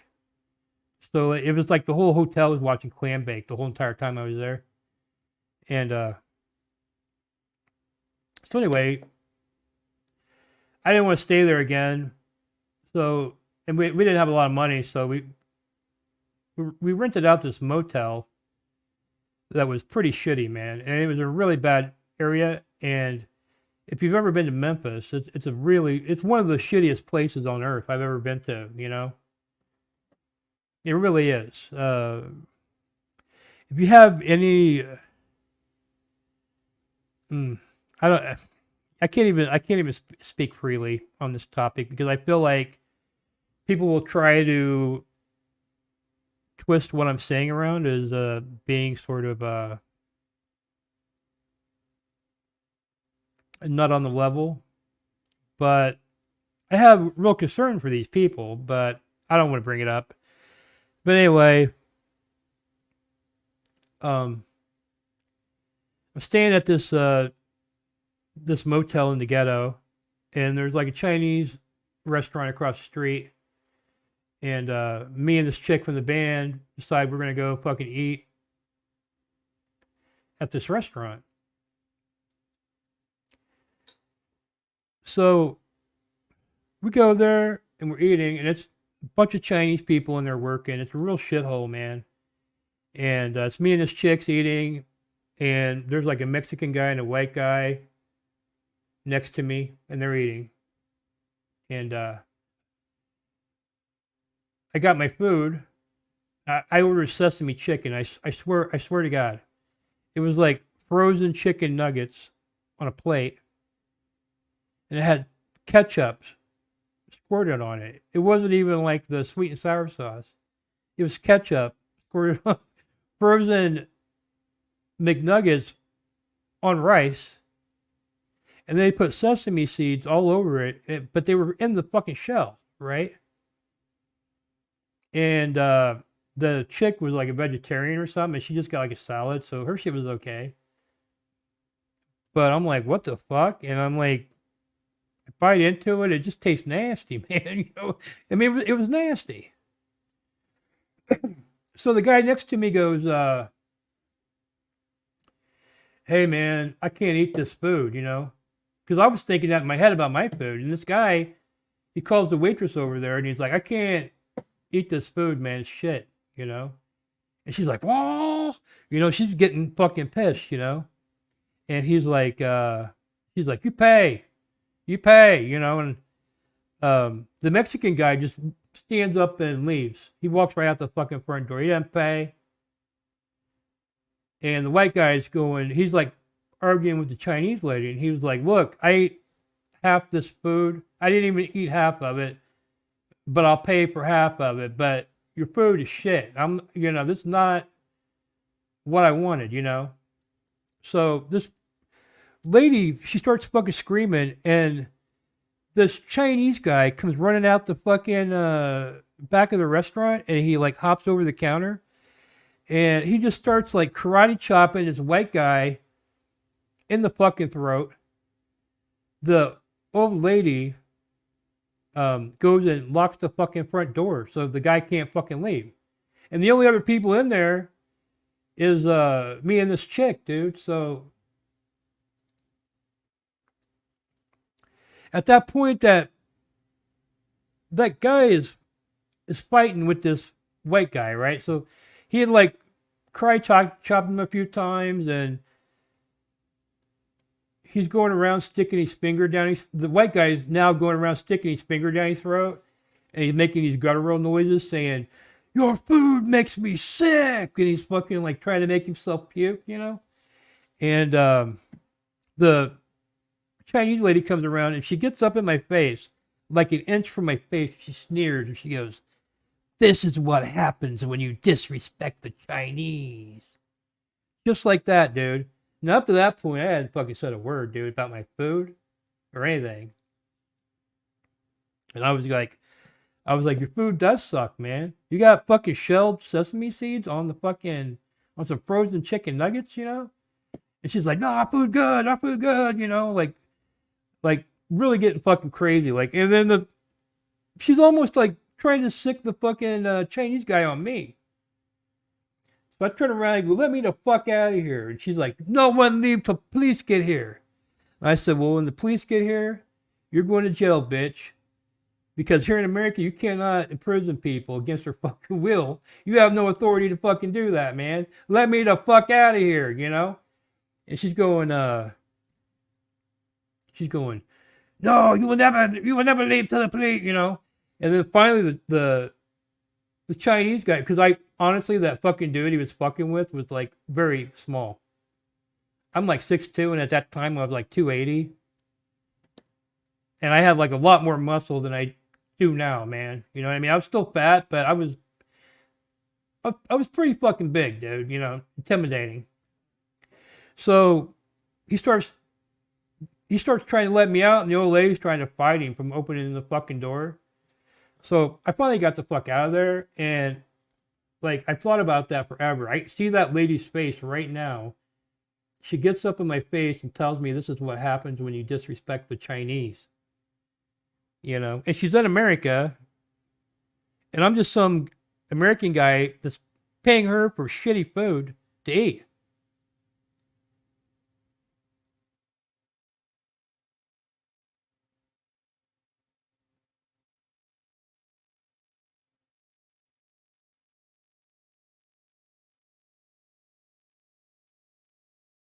I had something else very negative happen to me involving the Chinese, but I can't. I just had it. I don't know. It just kind of went in my head and left. It's probably something I blacked out. You know, I get like hung up on shit, and I can't. Like that story I just told you. I think about that all the time. 'Cause that pissed me off so bad.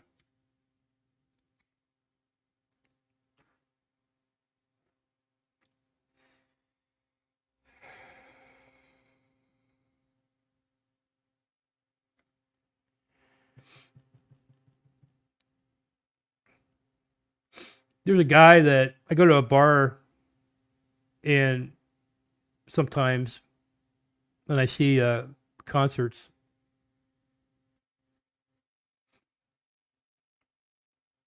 and there's this guy, and he looks like a Japanese guy, and he's got a camera, and he always comes up to you, and he takes your picture, and this little like sticker thing comes out of the camera. It's some Japanese thing, and he's got like a backpack on. He's all dressed Japanese, and you know he's always trying to make friends with you and shit, you know. So he gave me his. I was talking to him one time, you know, and everybody loves him, and they think he's Japanese, right? So he gives me his. He actually tells people he's Japanese, so he gives me his Facebook, and I look at it, and I notice his last name's Lee. His last name's Lee, you know, and I go, "You're not Japanese," and he's like, you know, he was like, why you say that? I was like, "Well, your last name's Lee, bro. I mean, that's not a Japanese last name." And he was just like, he goes, "No, I'm Japanese."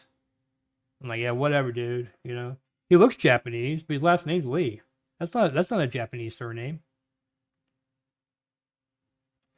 So then I started thinking this guy's like some Chinese guy that's trying to infiltrate the party scene because he's so like he knows everybody, dude. Because what he does is he goes up to him and he takes their picture and he gives them their sticker and he goes, you know, he looks at you like he wants to be friends, you know. And he works the room and he fucking knows everybody, dude. He fucking knows everybody. He tells them he's fucking Japanese and shit. I start thinking they got some, because they have one of those police stations, those Chinese police stations here in Houston. A couple of years ago, something happened here. It was all over the media here in Houston, but I don't think it ever made the national news. The Chinese embassy was like burning documents on the roof of the building, and it alerted the local like police and stuff because they saw shit. They thought this building was on fire, so they went over there, and they were like burning like documents in this incinerator on the fucking roof, you know. And they were like American documents and shit, like, because they got there for they could fucking like, and they were like stolen fucking documents and shit. They were trying to burn.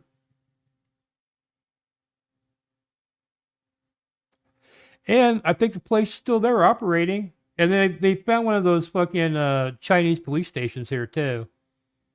Because I don't know if you've heard about that, but they've opened up Chinese police stations in several states. And they come here and they basically go around harassing Chinese people here in the States, telling them they're going to lock up their families and shit if they don't go back to China and stuff like that. I'll tell you what, man, every time we do anything, any kind of deal with China, the Chinese Americans go out there and they fucking protest like I mean, honestly, it's like the most protesters I've ever seen for China, man. Of Chinese people here in the States, because they know that they could be fucking sent back, dude, you know? And probably some bad shit's going to happen to them. They don't want us being friends with China.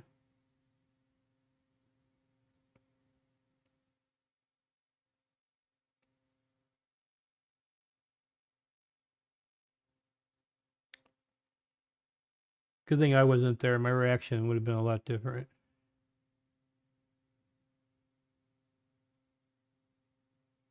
The Chinese government bought a chunk of land in Australia. You can't enter, but they can go out. Weird, huh?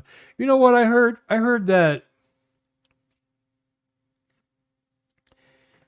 they're trying to turn Australia into like a natural partner for China. You know, so they came in and they banned all the guns and all that shit. Which, by the way, the United States has banned handguns under a treaty they have with several countries. You know, it's the same treaties that allow all these immigrants to come in and shit.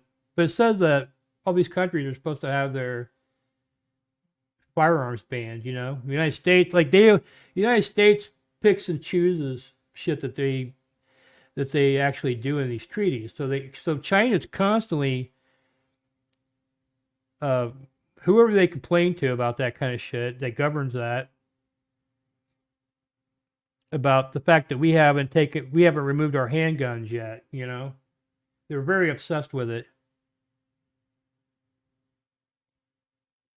But what I heard was that Australia, like if there's ever an Asian union, they would put Australia in that. So they would be partnered with, they would be like part of the same thing as China, you know, probably Korea. You would think Japan too, but I just could never see Japan and China being as partners at all in anything. You know, that part to me seems more fanciful than having Australia partner up with China.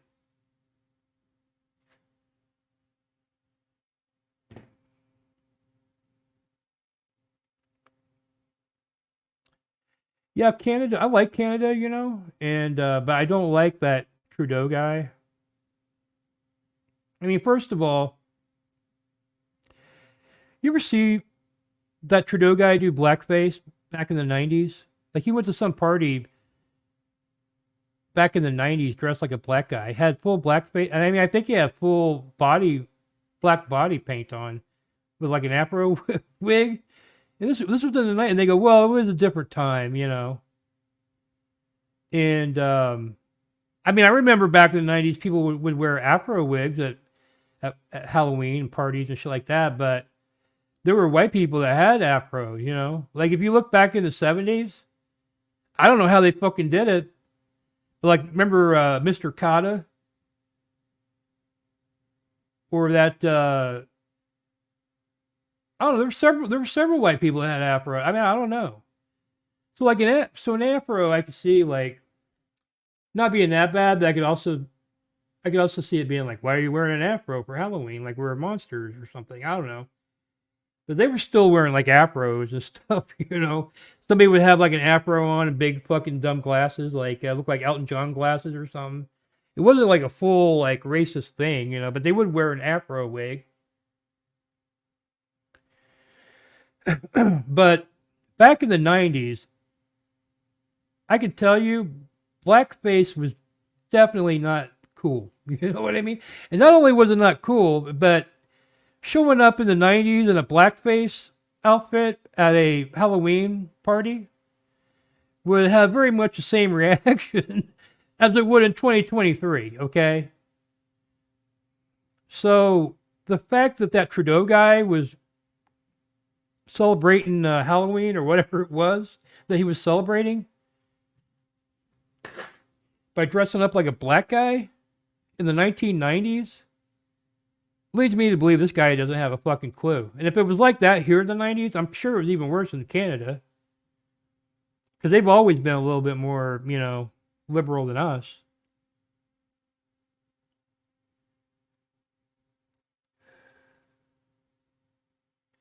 I remember back in the 90s, people would dress up like, and I never did this kind of shit. You know, I never really thought of it as racist, but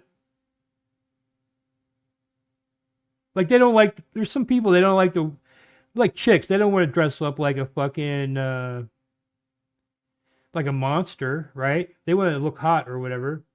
So they'll dress up like Pocahontas or something, like some little Indian outfit with a feather in their head or something, you know? But now that'd be considered offensively racist, you know, if you did that. But I don't even think they were doing it to be racist back then. I remember Cinco de Mayo. I used to go out to Cinco de Mayo. All the white people would be wearing sombreros and ponchos and shit. But you're celebrating Mexico and culture, you know, like what's so bad about that? Like, if you're really racist, would you be at a Cinco de Mayo? You know what I mean?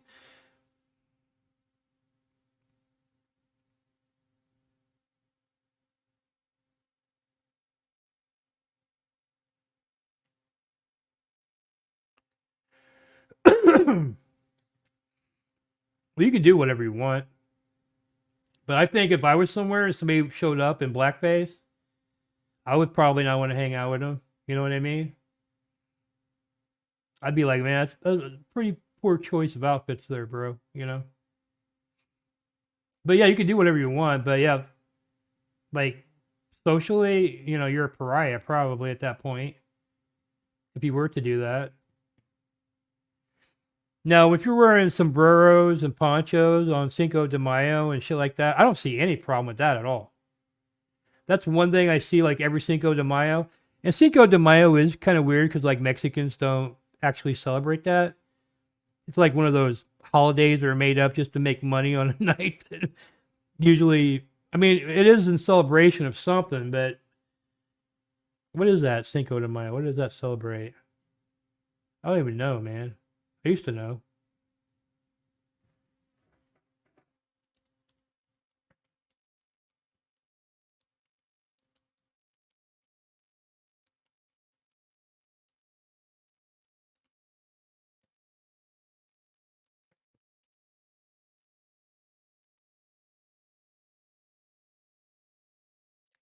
It's honor of a military victory in 1862 over the French forces of Napoleon. So yeah, Cinco de Mayo is just celebrating one victory over France And I don't think the normal Mexicans ever celebrate that. I've never known any.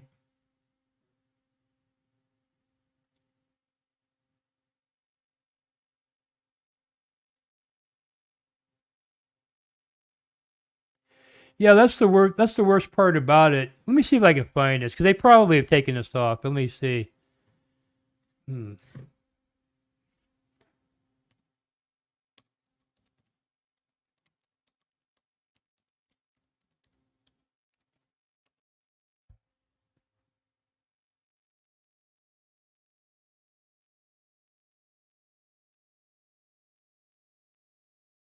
Hmm.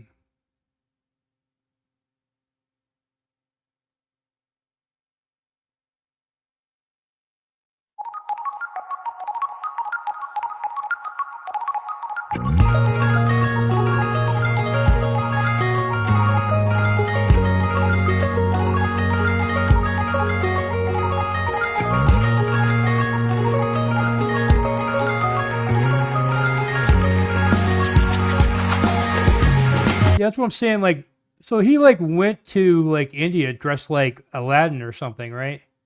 The entire time. And there's videos like I can't find it right now, but there's a video where he's meeting with these like Indian business people, and they're all wearing suits, and he's like sitting there dressed like fucking.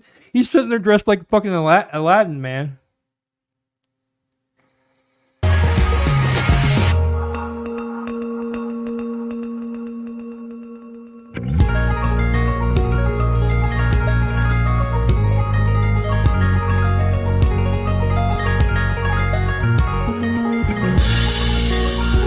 I couldn't imagine going to India and like getting one of these outfits and shit, and you're like some leader from another country.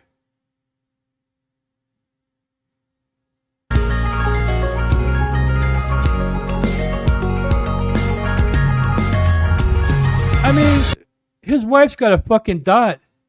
I don't know if you can see this. His wife's got a fucking dot on her fucking head. Right between her eyes, right there. Now, isn't that like a religious symbol or something like that? Or does that just signify that you're married? Or it could mean that you're a widow. Like, it depends on what color it is, right?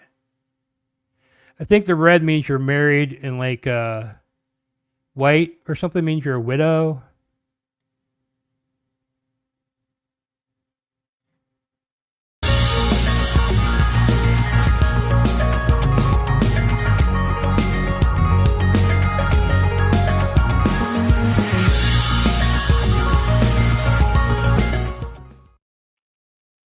Yeah, that would be like somebody coming here and dressing up like a cowboy or something, you know? Because like all these foreign people think that there's a bunch of cowboys running around here. It seems like, especially in Texas. I'll never see a cowboy. There are cowboys around here. Like redneck. A redneck is a real thing. I didn't even know that. I didn't even know what a redneck was till I moved to Texas. I heard that term redneck, and I didn't know what it meant.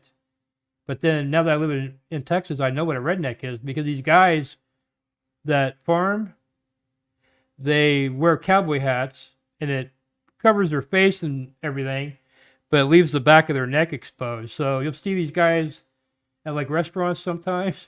They just have like severe, like burned, like necks. They're rednecks. They're farm boys.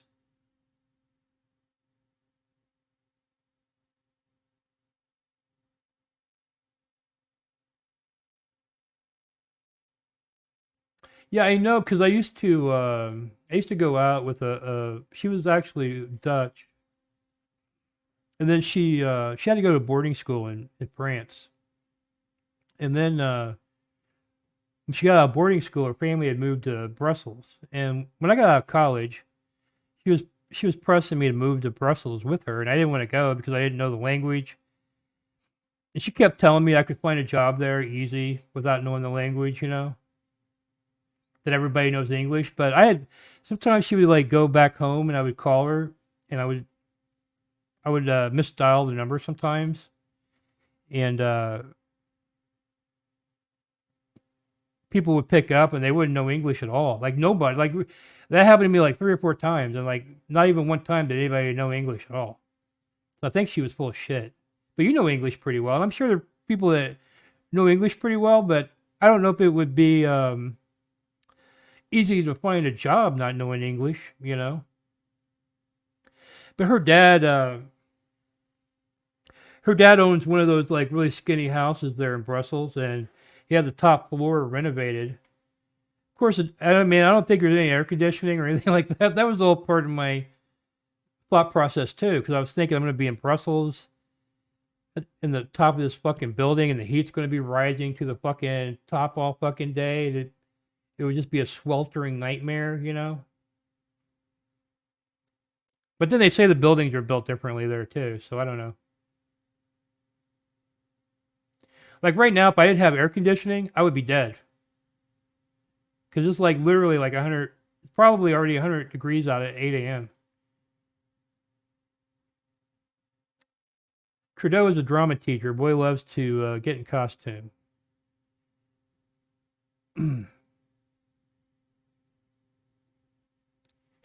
I know. He's, I was just saying Aladdin because he reminds me of the way he looks. He reminds me of that Disney Aladdin.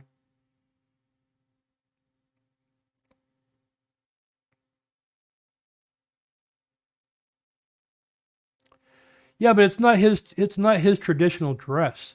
And I'm telling you, like, it's not on that clip. But he was going to like seminars and shit with the Indian government people, and they were all wearing suits, and he was like sitting there dressed like that, and it looked really fucking stupid, man. It looked really fucking stupid.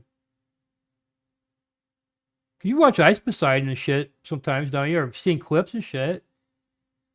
Every once in a while, you might see somebody dressed like that, but yeah, that's for like going to like religious ceremonies and shit.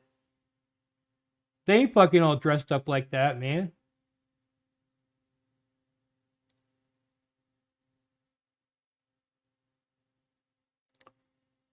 Exactly. If a Japanese gentleman wants to show up here and wear bibbed overalls while making his eyes around to razz me, I don't care. Cultural appropriation is a non-issue. But yeah, I wouldn't care either. But if like the leader of like Germany visited, dressed like a pumpkin and had their teeth blacked out, wearing a fucking overalls and shit, and a cowboy hat. Or some shit like that, man. 'Cause to me, that's on par with that, you know. I mean, I really don't know, like what.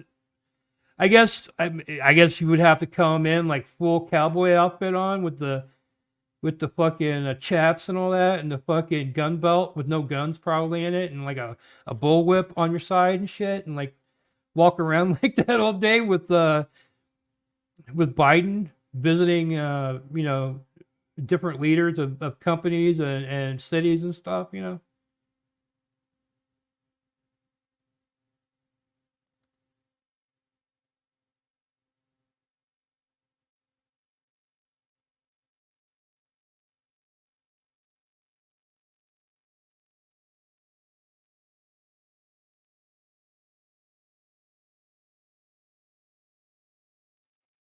Well, yeah, that's what I was getting into because I don't know because it's like my ex, she was Dutch originally, so they have that Christmas time thing where the elves dressed up like black guys, you know, and she was into it, and she would like bring me like she would go home and visit her family for Christmas and shit, and she would like bring me like little like drawings of the black elves and stuff, you know,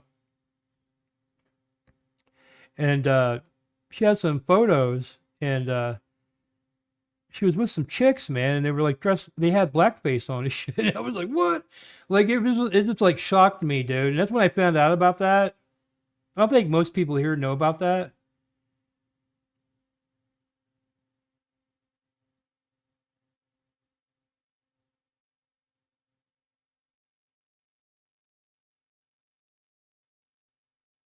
What is the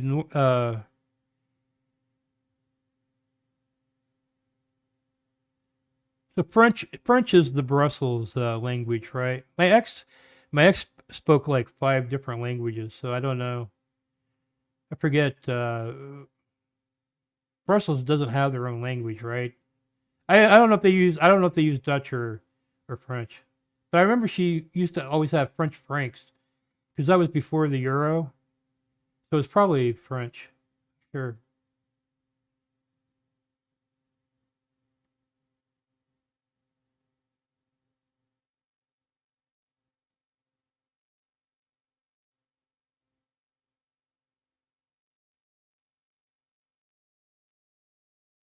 Oh, so Belgium has their own language?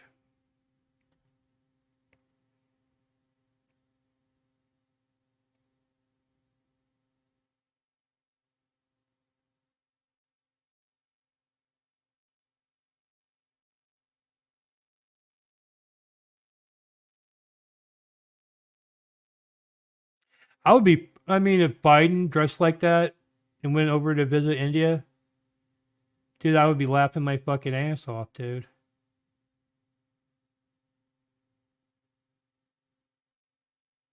It seems like something Trump would do, though, right? Like Trump would go over there like dressed like a Latin.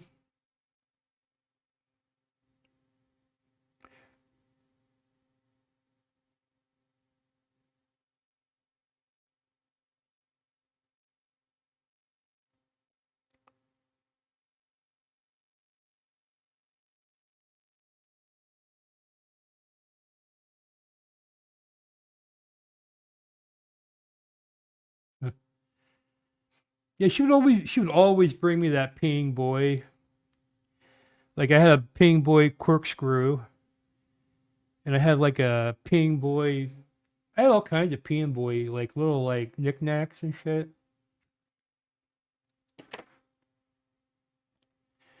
She used to tell me like I don't know, man. She told me when she told me about growing up in Holland. And she said she used to have to take a train to go to school, and like I don't know. Here they have school buses and shit, but she would have to take like a subway or a train or something. And she said there would always be like junkies shooting up on the trains, and like sometimes people would just start fucking like they just stand up and start fucking each other like right in front of her, like on the trains and shit. And everywhere she would go, there would be like big penis statues everywhere. You know, I saw like the Muslim immigrants like cover like put like a tarp or something on one of the penis statues.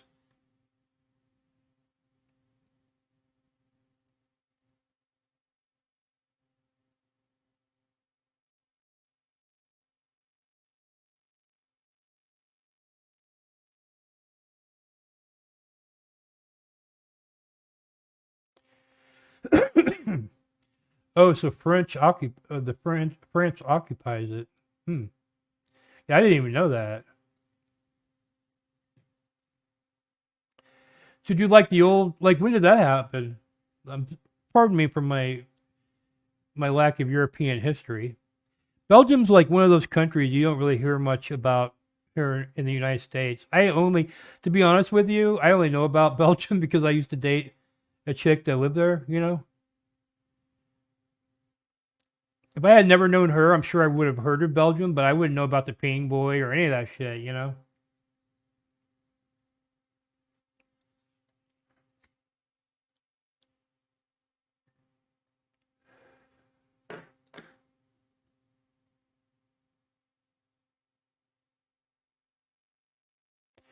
Well, yeah, like Arabia is very wealthy. You know, I heard. I don't know if this is true, but I heard like janitors there make a lot of money and shit, like a shitload of money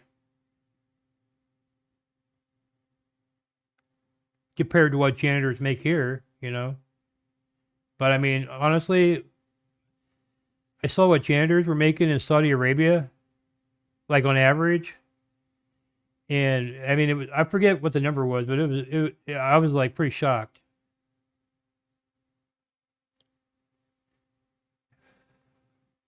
The other thing about Saudi Arabia is, and you can look this up too. I don't want to look it up right now, but there is there's like an AI robot. I fucking know its name. But it's a female robot. And it talks. And supposedly it's got some kind of AI in it. Supposedly it's coming up with its own answers and shit. I don't know. And it became an official citizen of Saudi Arabia with like full Saudi rights, which the human women in Saudi Arabia do not enjoy, you know. But this robot lady is actually an Arab citizen with full rights, and it looks like a mannequin that just blinks. It has a speaker in its fucking head, kind of like those sex robots we were talking about. There's nothing impressive about it at all. Let me see if I can find that. Cause I just think it's so fucked up they make a female robot like equal to them. Let me see, robot Saudi citizen.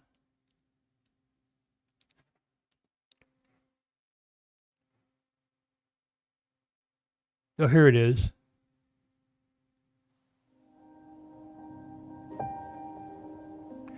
This is called Meet Sophia. That's the robot's name, Sophia. The first robot declared a citizen by Saudi Arabia.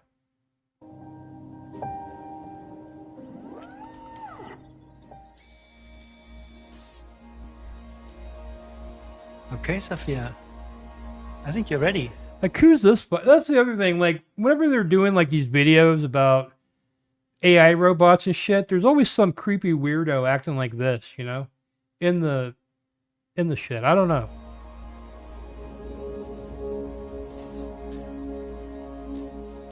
Hello. Hi, Sophia.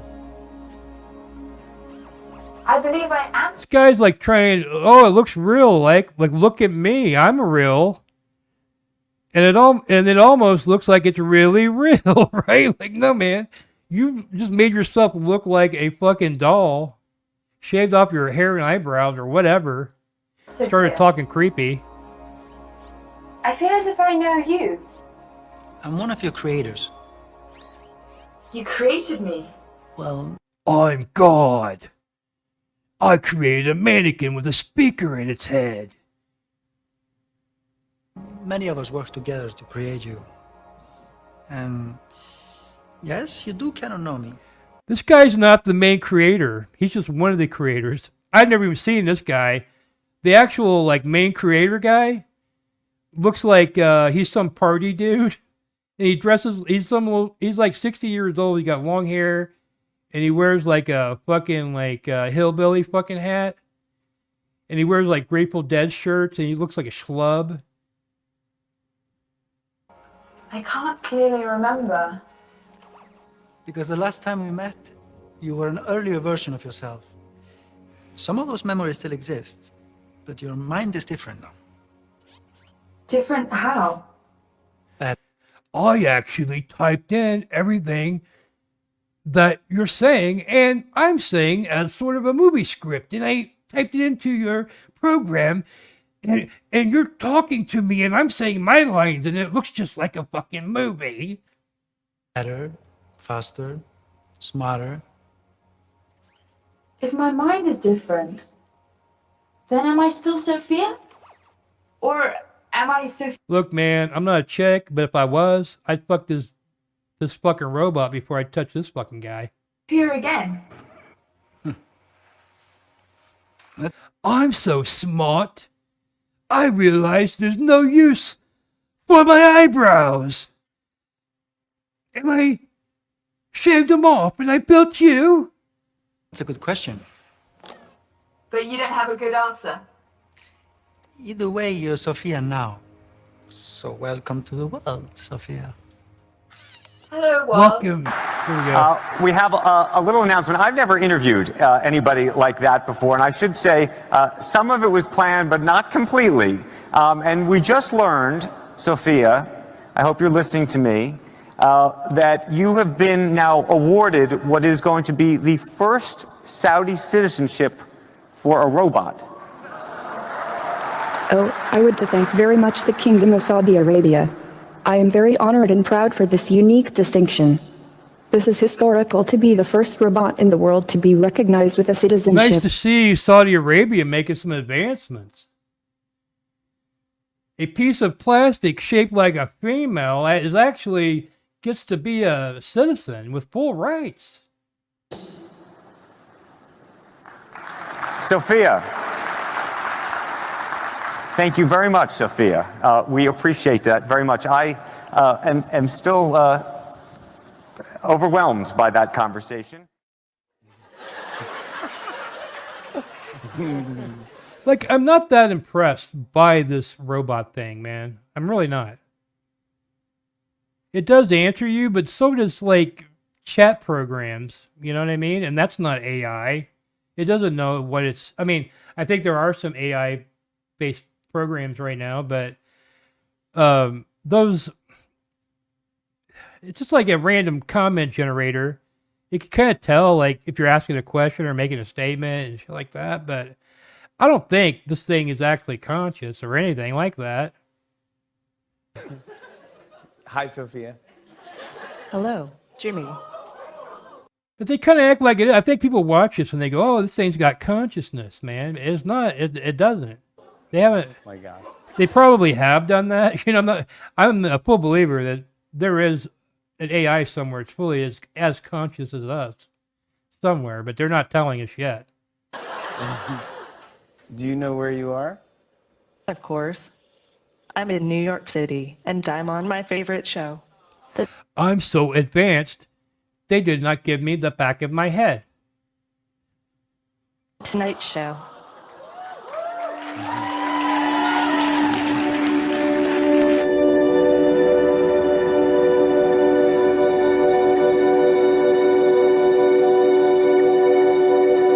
See, these things, this Sophia looks a lot different, right? It looks like more of a real female.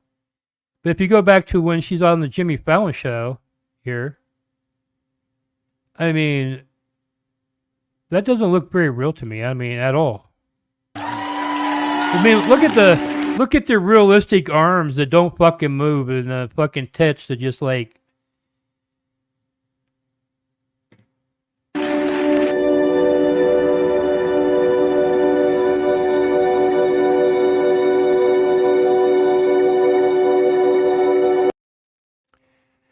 We're still working on your head. Make a few adjustments. Like this guy's sitting there having a conversation while he's working on her fucking head. Like he's at the barber shop, you know, they're just shooting the shit.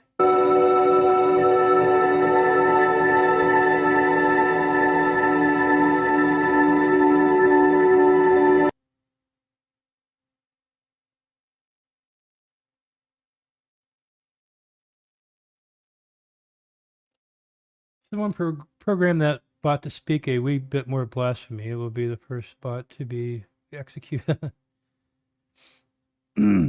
All those late night hosts are done, by the way. Nobody even knows. I know that, man. I mean, I could not believe. I used to be a big fan of late night TV programming, but nowadays there's no need for programming anymore. You know, you can just watch whatever you want, whenever you want. And since we've entered that era, I have no interest in watching a late night talk show. It used to literally be the only option you had. There was just like a bunch of talk shows on at night. So if you were like bored and wanted to watch something, you had to watch these either late night talk shows or a bunch of infomercials on every other channel. I think the talk show has probably been hurt the most by Netflix and all that, and YouTube. Yeah, maybe kind of cool. Like, I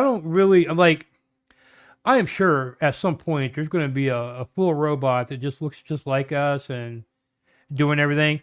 But then when they get into this shit about granting the robots rights, I always have to raise an eyebrow because I'm like, I don't want robots to have rights. But then I started thinking about it. We should demand the robots have rights. And that way they're going to have to pay the robots if they to use them for labor.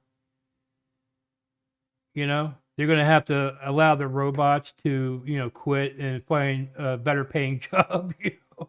They're going to have to allow that. Otherwise, it's going to fuck the humans up, you know? Like, we'll actually be hampered by our rights.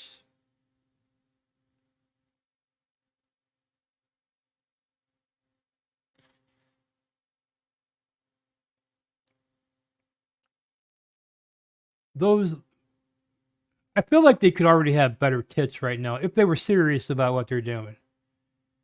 I mean, those titties were so fake, man.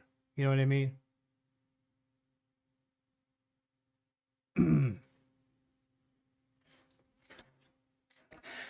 So we've been going about 2 hours and 20 minutes right now. I want to go 3 hours. So that gives me about 40 minutes here.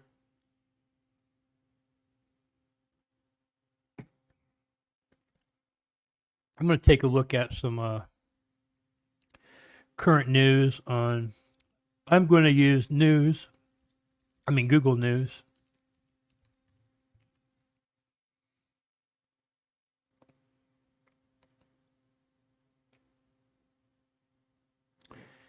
Take a look at the top stories for today.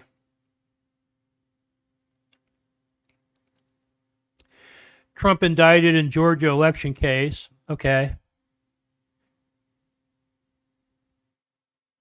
RICO charges. Wow. Okay. No comment on that. Hawaii wildfire death toll rises as anger grows over handling. Yeah, I saw some people. I saw a video of some people like. What's going on here? Hold on.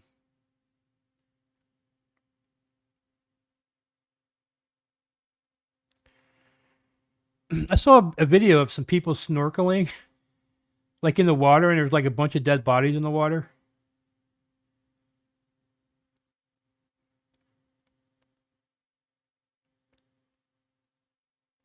I'm unapologetically anti-robot. Won't talk to one on the phone or order my food with one. I used to be like that, you know, but it's gotten to the point for me where it's just too much of a hassle not to do it. And I feel like it's just going to get worse, you know, like I'm really just, and to be honest with you, with a lot of the technology they have nowadays, I'm really far behind with my use of it, you know. Like even when I used to live stream, I would use all analog shit, you know, on purpose. Because I just liked it better, you know. But now, like, it's very hard to, with the way the computers are nowadays, for me to. I mean, I can do it, but it's going to require me to purchase extra equipment.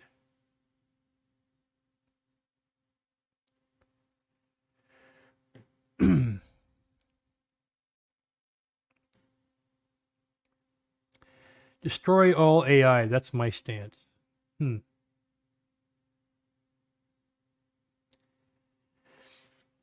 know, I know it's like 8 o'clock in the morning my time, but I'm like really tired because I've been up all night. So I'll probably go to sleep after this, but I was thinking about the AI. I was thinking about that conversation we had the other day also about the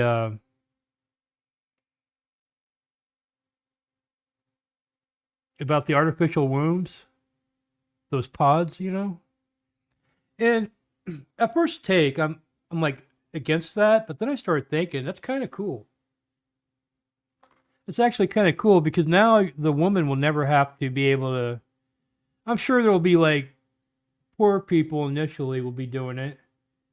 I mean, will not be doing it. They'll be mostly wealthier people, and then eventually the price will come down to where, you know, as they try to get everybody involved. And pretty soon it'll probably be the norm because, look, the woman doesn't have to carry the baby anymore. So they got nothing to fucking bitch about anymore. You know what I mean? They did as much for that baby as the man did. So I really think it will help out men. Really. And if I was a woman, I probably wouldn't want to have the baby, you know? Because I think a lot of women end up having years taken off their lives sometimes through having a bunch of kids, you know? I mean, I can't prove it. There's no way to prove it.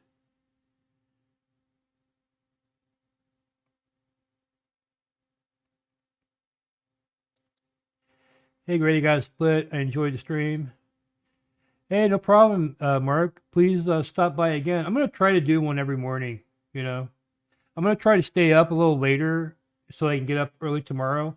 I want to get up about 4 a.m. my time, start building my show. I want to, like today, I didn't really have anything to go with, you know. I was just thinking about doing that Saint Morte thing, which I am going to do it. Oh yeah, I was gonna write that guy. Let me find that website.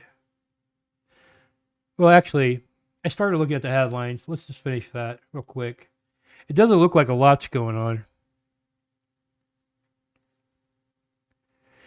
Yeah, it seems like a bunch of like teenagers won some kind of Montana climate change case that seems to set some kind of precedent for climate activists here, but I don't really know. I don't even know if I want to read. Let me see here.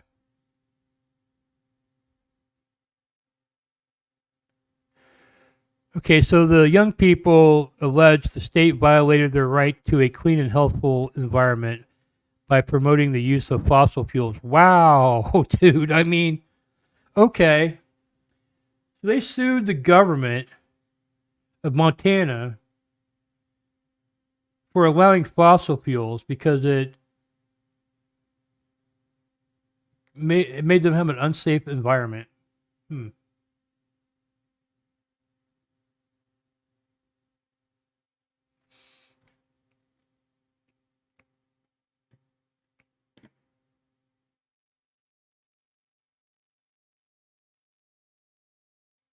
Yeah, I wouldn't want a human to feel connected to another living being while developing in utero. Yeah, I thought about that too, you know, because a lot of times, you know, everybody has like, I know I did, you know, and I think everybody does seem to have like a little bit of like a closer connection to their mother, I think. And I think it is because they're carried, you know, inside the mother, you know.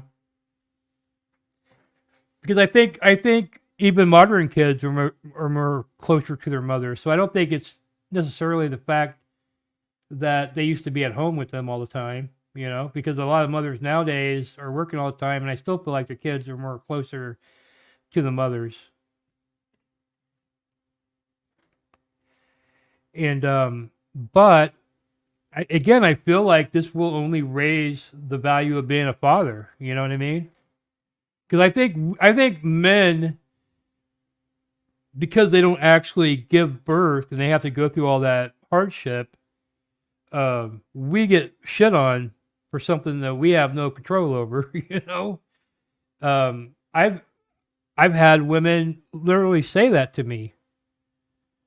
You know, that they're the ones that give birth to the kids, and we need to fucking basically do whatever they fucking say. You know.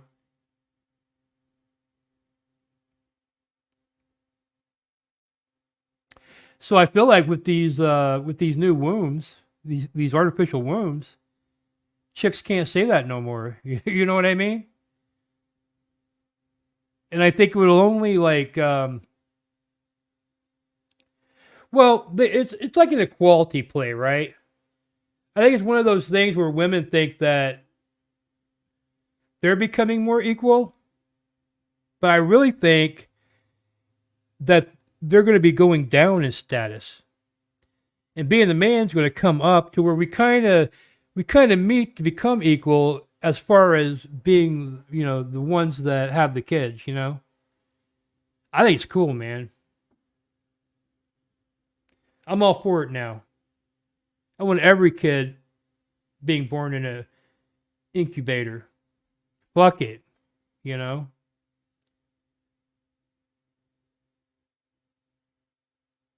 I have no doubt that's going to be like I was thinking about that, and then I really started thinking about it, like after we talked about that the other day, and I don't know, I talked myself into it.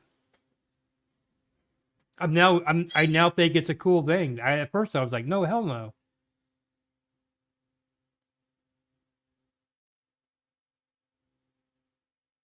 Oh wait a minute. I would be interested in interviewing Juan Bon. I actually I have a request out to Diane, but she hasn't responded to me. So I don't know. She keeps posting on Instagram after I sent it, but I've sometimes written people on Instagram and they'll suddenly like write me like 2 months later saying they just saw my message. Like they don't get notified or something. I mean, I don't know. Like I always get notified when I get a message, so I don't know. But it does seem like some people don't ever see their messages somehow, and they're active on Instagram.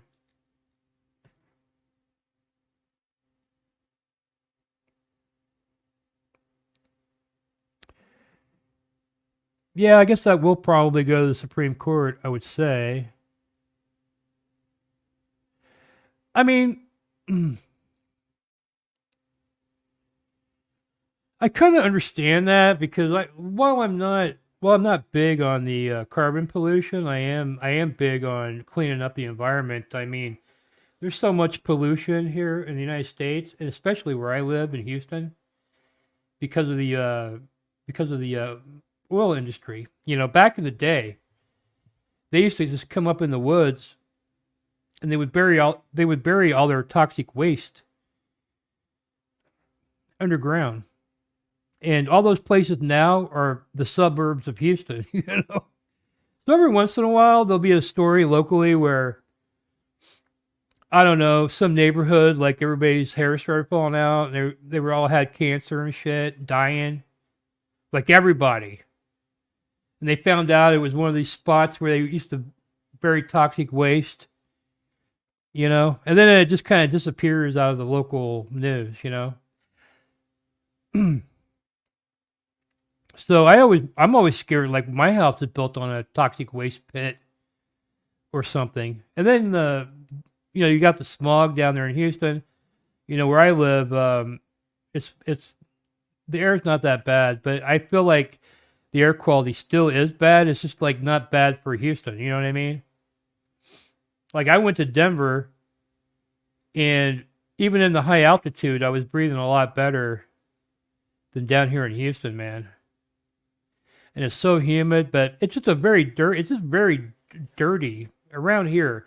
I don't think Texas itself is necessarily any dirtier than any place else, but the Houston metro area from the oil industry is polluted beyond belief, dude. They've been dumping shit in the Gulf down forever, you know, and we still like get food out of the Gulf and eat it, you know. They've got all the cancer centers here in Houston, like all the big cancer centers they have here in Houston, because they have so many weird rare cancers in this area that instead of flying them to some other hospital to get checked out, they just started putting all the most high-tech cancer places here because there's so many people with all these rare fucking cancers, but yet they still will not tie it to the oil industry, you know? They don't seem to understand where it's coming from. But it's pollution, you know?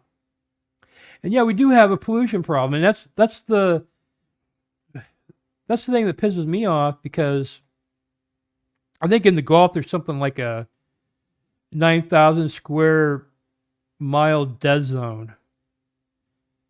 So you go down there with cameras and there's just shit dead everywhere. The plant life. You see dead decaying. But the animals aren't even decaying because the bacteria is fucking dead too. There's nothing even there to fucking eat it, you know, like.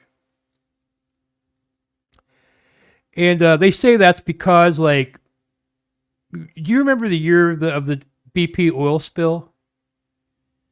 That year there was a flood of the Mississippi River that spilt out into the Gulf. And so you had this flood of the Mississippi River that spilt out into the Gulf that year. And then you had the BP oil spill where you had an underground oil pipe, just free flowing oil out the pipe for, I don't remember how long it was. It was like weeks, man. And then they didn't even clean it up at all. They said God handled it. It was like they said Mother Nature took care of it.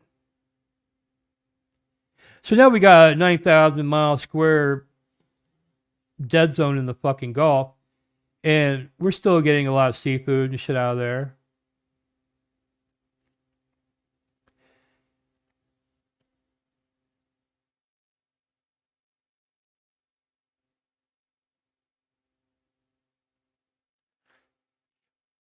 We have a bunch of shipping ports in Houston too, and these shipping ports, like they release their shit, like the boats, they release like their human feces into the Gulf when they dock or something.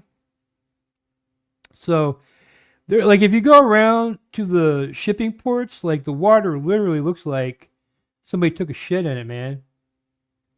Like I don't actually see turds and shit like that, but it just looks like diarrhea water or something, man. I mean, dirty as fuck.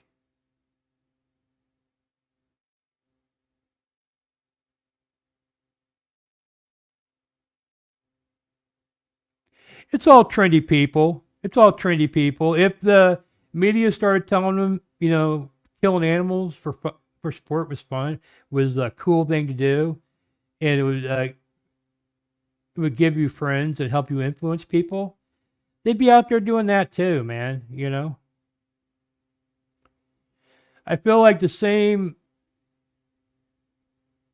I don't know. There's like a segment of the public here in the United States. They'll just do whatever is popular. You know what I mean? So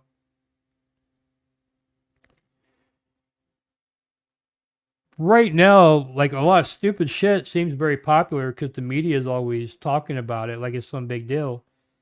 Like a lot of the issues I hear about in the media, I never really hear about in public or talk to people about.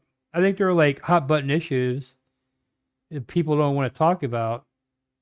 So you don't ever really get a challenging opinion on any of that shit, you know. But I feel like there's a silent majority. But if you try to tell somebody that thinks the way the media tells you to think, they don't see it, you know, at all. And to me, I feel like they're just like party boys, you know. They're Democrats, and they don't want to say that. They don't want to, like, they'll say like Trump's a pervert, but they won't say Biden's a pervert, you know. Or if they do, they'll kind of chuckle and act like it's not a big deal, you know. You know they don't care at all. They're full of shit.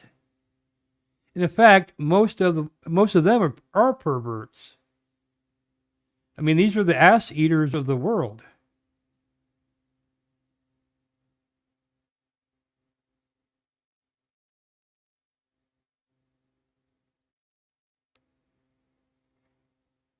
Yeah, if your mother's Jewish, you're Jewish. So I mean, somebody was trying to tell me they changed that recently, but I don't know. I don't really trust that person. So they claim to be Jewish, but I don't even believe that they're Jewish. So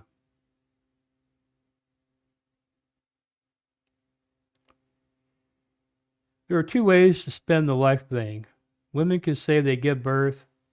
Men can say they're just incubators. The problem is men and women being at one another's throat instead of cohesive. Yeah, that's true, Tom. But they try to say that in the future, if they used one of those fake wombs, they're gonna look stupid as fuck, man. I mean, they kind of got a point now.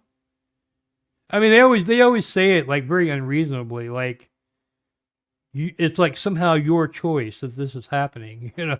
But at the same time, they do have some kind of point, you know what I mean? It's just that it's nothing that is going to change, but it can change through technology now, so, you know.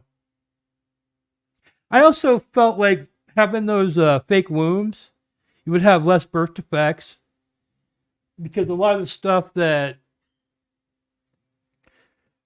birth defects and stuff are triggered by different things that happen during the development process. You know, either you don't get enough nutrients or something happens in the body that might cause that, or they can actually see that something's going to happen and they can probably, you know, do stuff to make it correct itself. You know what I mean? As the baby's being formed. So, like I would say, like if I bought one of those incubator babies and they handed me some tard, I'd be pretty fucking pissed, wouldn't you?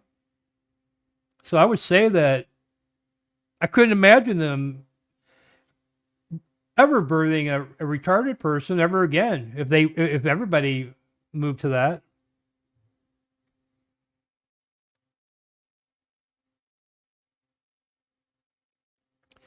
I pick up litter regularly, but I don't buy into the claimant hysteria. Yeah, I don't like trashy areas. I don't like I don't pollute. You know, down here in Texas, everywhere you go, they got these big signs up that say "Don't mess with Texas," and they got these like cops standing there with their fucking hands crossed, you know. And it's a campaign they have to not pollute Texas, you know. Because the Texans, like the way I was telling you how they are down here, like I'll be driving with a native Texan. We'll eat at McDonald's or something, and we'll still be driving, and I'll be eating my hamburger, and they're eating their hamburger, and they'll have their bag, and they'll stuff their empty cup and everything. They'll just toss it out of the fucking window, like right on the fucking highway. It's really bad like that down here, man. You see trash fucking everywhere, and it's the Texans doing it. But it always cracks me up because they overly like tell you not to mess with Texas. That's their big like don't pollute, don't trash up Texas, you know, thing. But it's a bunch of bullshit because it's the Texan people. They're just like that. They don't give a fuck like that, man. Now that part of them I do not like, but it does kind of go into their I don't give a fuck attitude, which I do enjoy because they ain't ever fucking with me, man. You know, if I ever fucking step on somebody's toes or accidentally say the wrong thing or something like that, they don't give no fucks, dude, down here. They give a fuck if you're actually saying shit for real, but if you said something that, you know how like you're talking sometimes and somebody will like, maybe you say something that could have been put a little bit better, but whoever you're talking to should know that, you know. But they'll use that against you. People here in Texas don't fucking do shit like that, you know. They understand what you meant, you know. I work in environmental remediation, reclamation, mainly things like acid mine drainage and water pollution here in West Virginia. Working in oil gas right now. Did a flying squirrel sanctuary a few years ago. Oh, cool. Yeah, have you ever seen The Wonderful Whites of West Virginia, that documentary? It's one of my favorites.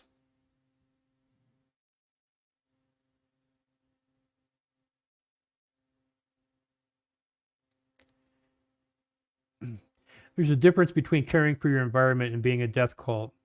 Yeah, I totally agree. And that's what bugs me about these people that, like, I have a number of people, especially where I used to work. A lot of other employees would talk to me about their concerns about carbon.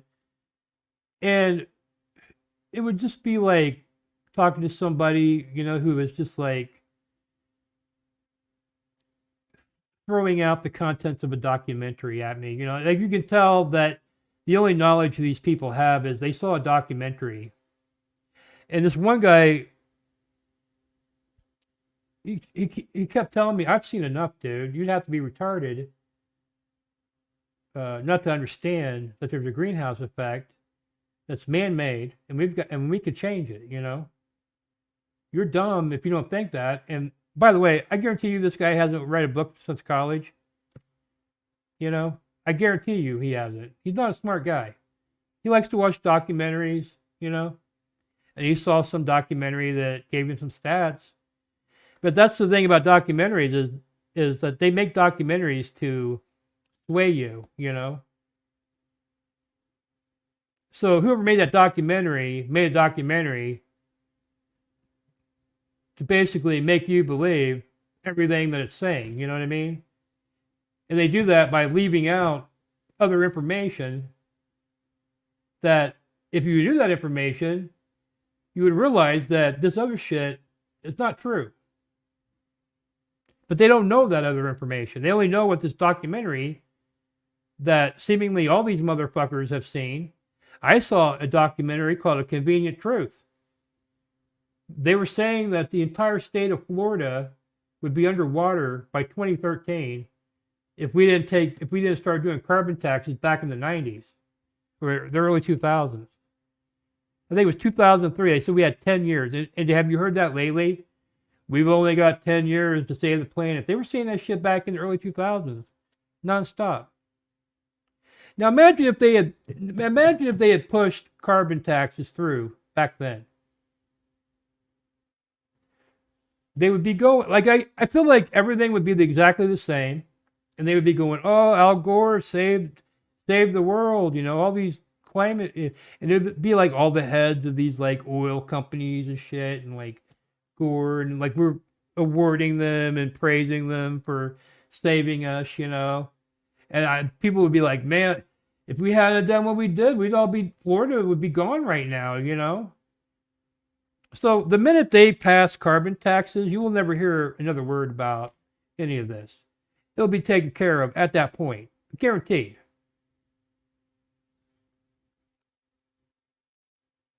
And they will tell you it's because of what they did. You started paying taxes to a bunch of rich people every time you took a shit. So you can see how that would fix everything, right?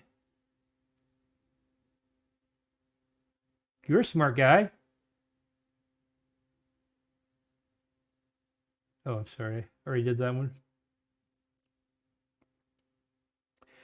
There are chemicals used in manufacturing electronics, which are greenhouse gases 1,000 times more potent than carbon. They have a half-life of thousands of years as they sit in the atmosphere.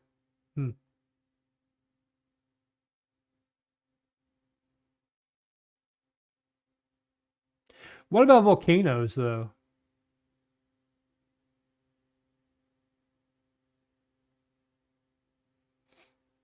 Like I've heard, like the average volcano eruption.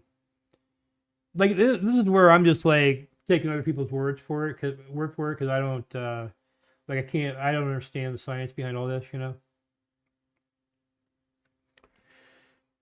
And I forget exactly. I don't even want to say how much it is, but I mean it's something like decades worth of carbon comes out of like one volcanic explosion. And then you also had like I mean, when I was in Indiana, I used to dig up seashells and shit in the ground all the time, and I would dig up like look like fish and shit, and like in an area where there wouldn't be seashells, you know what I mean? Like obviously there was a different climate at that time. You know what changed it? There were no people to change it. Then you had the Ice Age. You know, our history. First of all, the weather is a pattern, right? So you got the 4 seasons, and I mean everything is like a pattern. And some of the patterns, like what are the El Niños, like every 17 years or something like that? There's always like a pattern, you know. And the weather records are not that old. As far as all the records, like the weather has been like the least recorded, you know. So we have to rely on information we get from like tree rings and shit like that, you know. Try to estimate what the weather was like at certain time periods.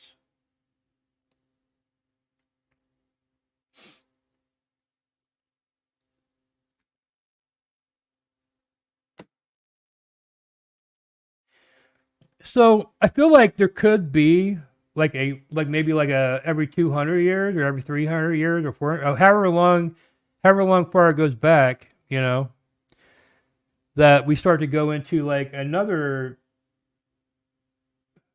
type of thing until it goes back, you know. I don't know.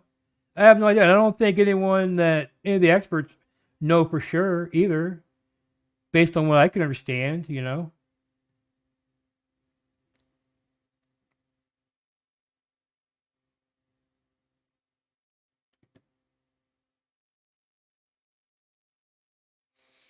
Mm.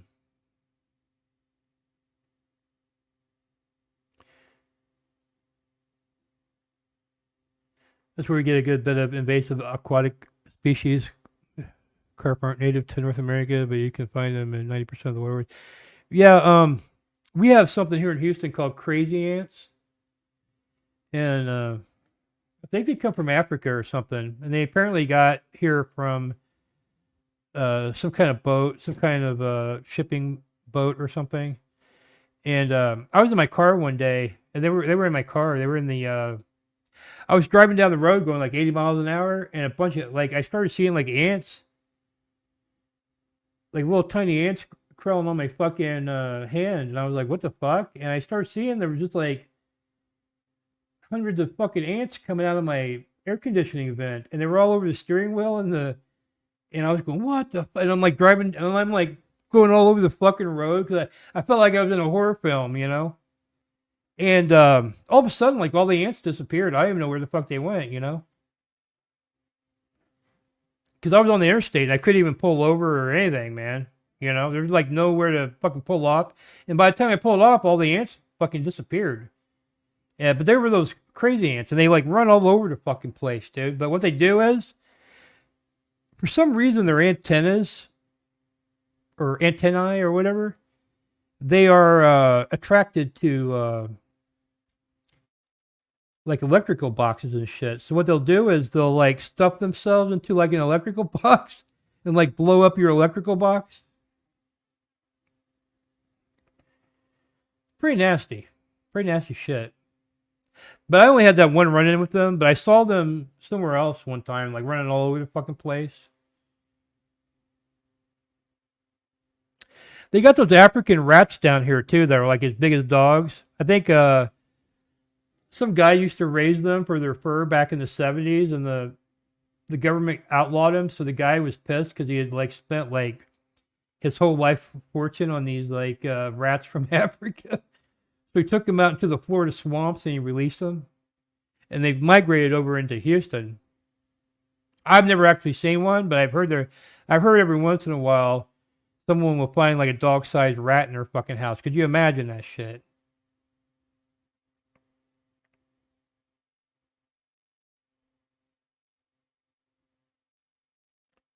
Don't get me started talking about plants and animals. That's literally my training life's work. Yeah, and I mean, if I'm not that well versed. I'm not that well versed on it, you know. So if I'm saying anything, feel free to correct me if I'm saying anything wrong.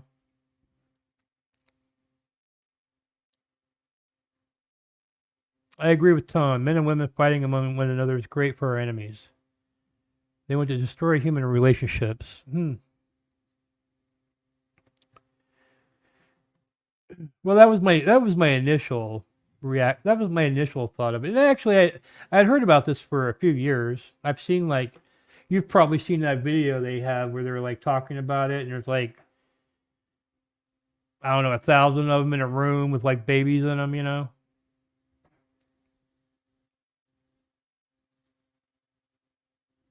But like for me, for instance, right? My wife's a lot younger than me, because I'm very old, you know. But my wife could still have a baby with me if she wanted to, you know, very easily. But we're both getting older, you know. So she's like mid-30s, you know. So she's at an age now where she's kind of getting like a little old. You know, they say if you haven't had a kid by the time you're 30, the chances of your first kid, you know, having Down syndrome and shit is like greatly increased, you know.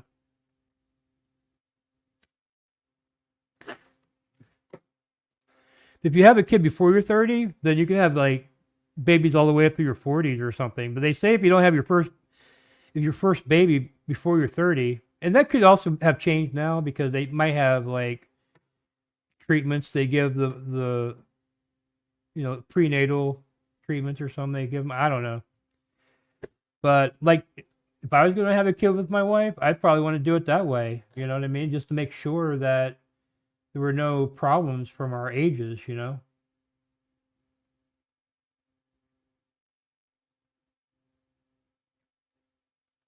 I just, at this point at my age, like, I'm pretty sure I'd be dead probably before my kid got out of high school. So I don't know.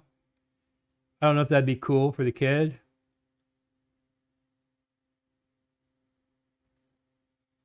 A baby will die if it is starved of human contact. How many problems will be introduced by lacking that contact during the development? I think it'd be kind of weird too, because they're like in a glass pod, right? Well, I don't know at what point in the development stage they can actually see. I mean, I know they're in fluid, but they seem like they got their eyes open and shit, you know? Like, I wonder if they could be like literally seeing like everything going on. Like they might even be more mentally developed by the time. Like you might actually even be able to teach them shit the last couple months or something. I mean, I don't know, like in this thing. Maybe not. I don't know. I haven't watched The Wonderful Whites, probably because I'm a West Virginian. All people see in the media are yokels on meth and extreme poverty in places like the abandoned coal fields. Yeah, that's pretty much what that is. Well, it's about this guy called the I don't know. There's a PBS documentary on this guy from the 80s, and I've seen it like 100 times. And again, my Alzheimer's is kicking in. I cannot think. His name's like Jed White or something. And PBS did a documentary on him because his grandfather was some hillbilly that did some kind of certain type of tap dancing back in like the 1940s, and he was like real famous, dude. He was very wealthy. And he had like at the time what would have been a very expensive house there in West Virginia and shit. It's all dilapidated now. His offspring, he's dead like a long time ago. His offspring are some of the biggest criminals in West Virginia. They're always in jail for like every type of crime you can think of, you know. But this one guy, he was like the biggest, probably the worst weirdo of all of them. He tries to keep his grandfather's dance legacy alive by doing this like it's kind of like clogging or something. I don't even know what it's called, but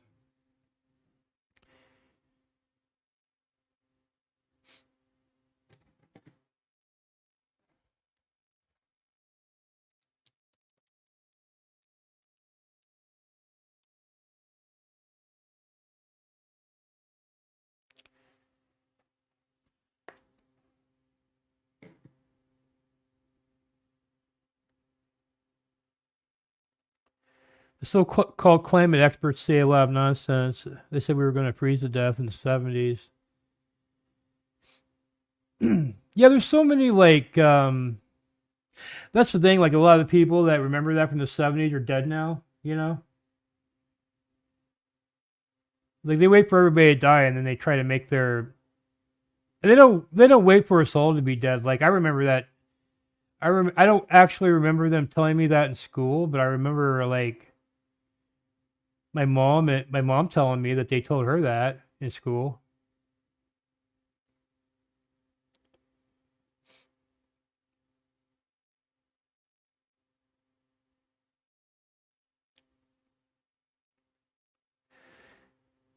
Yeah, I don't trust expert opinion much, you know, and it usually depends on who the expert is. Like that Neil deGrasse Tyson guy, dude. That guy, first of all, that guy's extremely wealthy, and he's the curator of some museum in New York City. That's all. That's his job, you know. And this guy is just like multi millionaire in a field that a lot of people think makes a lot of money, but they really don't. You know, the average one. And where he makes all his money is he's the expert opinion guy. And one of the things I've seen him tackle is genetically modified foods. He tries to make the comparison between selective breeding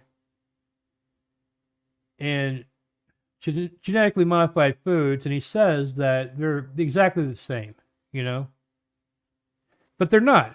And I'm not a smart man, but I do understand the difference between GMOs and selective breeding, and I'm pretty sure Neil Tyson does too, you know. But yet he says these things, you know. And I can only assume he's getting paid to say these things. I couldn't imagine him actually believing that, you know. He may think that GMOs are okay. I'm not saying that he doesn't. But he knows the difference between what a genetically modified organism is and selective breeding. I mean, you would have to be a fucking moron not to. But that's the point. A lot of morons read him because that's what keeps them smart. They don't read a book. They don't fucking do nothing. They read, they follow like Neil deGrasse Tyson on Twitter, and they watch documentaries, and they're real smart. And most of them are college educated too. So they got a double blow that way, you know.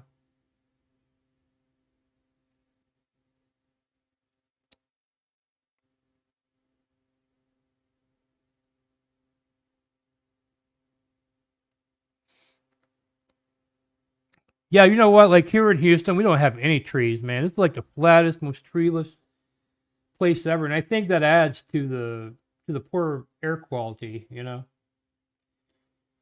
In fact, I know it does.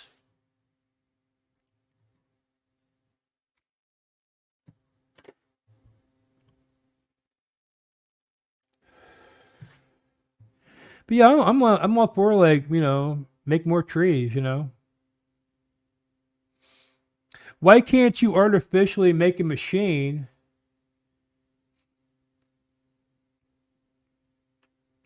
based on how plants use carbon?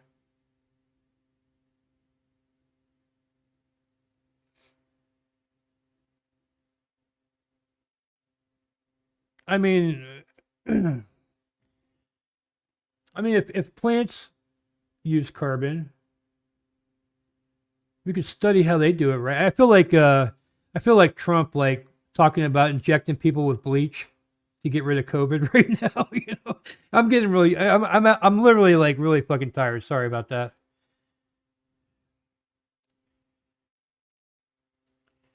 We didn't record weather that much in centuries before because we didn't travel abroad nearly as much. It became necessary with the locomotive, just like we invented time zones for transport. Yeah. But that's my point. We don't have like a really long history of weather records, though, you know, as a result. So, what's been happening the last few years? I mean, to be honest with you, I mean, I know this sounds crazy,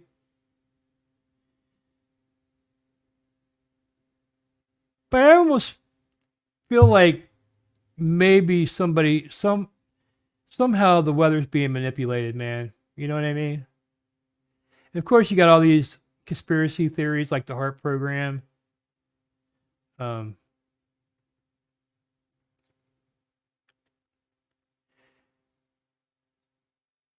it's been demonstrated you can move clouds around the shed. I mean, in a controlled environment.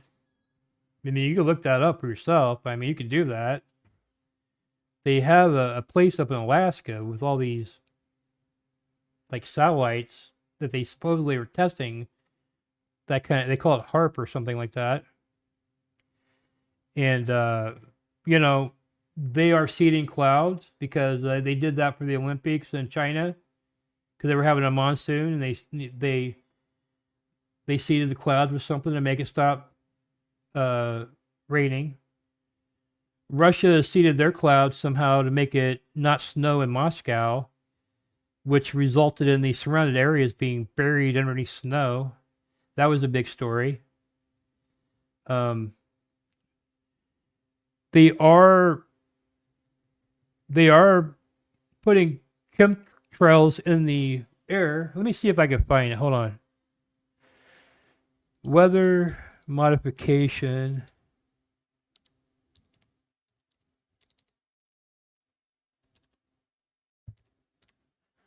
.org. Hopefully it's still up.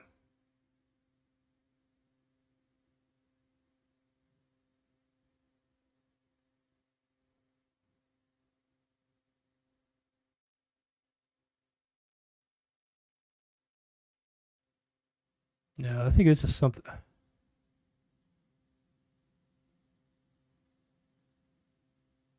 Let me take a look here. I'm going to bring it up here. Hold on.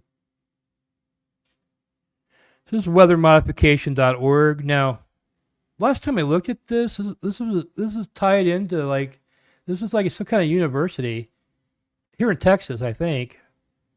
I forget which one. But now it says Weather Modification Association. And it has something about joining up, but you know, they're talking about what is cloud seeding. Weather modification can be both planned, as in the case in cloud seeding, or inadvertent, for example, when pollution affects visibility. Planned, deliberate weather modification is also commonly known as cloud seeding, cloud modification, or atmospheric water management. And if they still do, they used to show the planes on here where they would spray the fucking chemtrails. But it's like I said, it's like a different. Let me see here.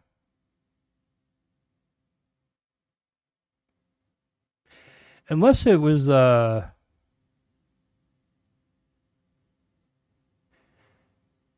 okay, this is like so this is like weathermod.org.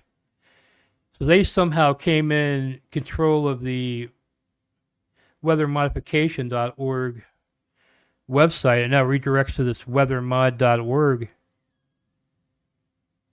So this is like something different. But yeah, there used to be like a website up, and they had photos of the planes. They were talking about they were like universities, and they were spraying they were mulched up aluminum and barium into the atmosphere. They were testing to see if it. They were trying to like. They were saying they were like trying to bounce the sun rays back out of the atmosphere to decrease the temperature, and they were. It was just all like testing and stuff. They weren't actually like going full bore, but they were like kind of doing it, you know, around here. And I see things like that because it's not a contrail.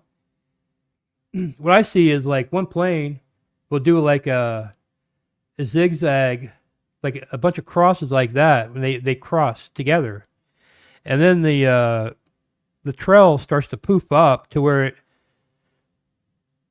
it kind of turns into like a cloud, man. But it's kind of patchy. It's kind of holy, you know. But I've seen that, and they do it at dusk.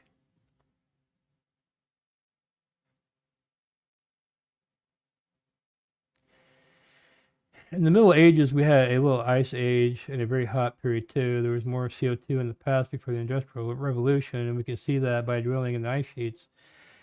Exactly, Mitch, you know. But the experts say otherwise. So if I say anything, I'm not an expert. Nobody believes anything I say.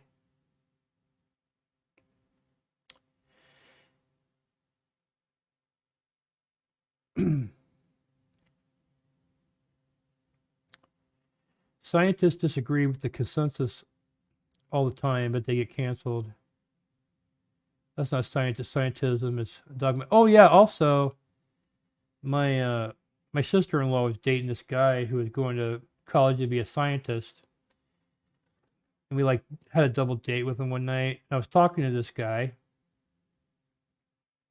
and he stated something, and I was like, "Well, that's not a fact." And he was like, "Yeah, it is." Yeah, and I was like, "No, it's not, dude. That's not proven." And he laughed in my face, and he said, "You don't know the difference between a scientific fact and a fact, dude. You know? Like you're just talking out your ass." And I was like, "What the fuck are you talking about? Scientific fact versus a fact?" So he starts telling me that there's some kind of like science board or something. There's like a bunch of scientists on some kind of science council, right?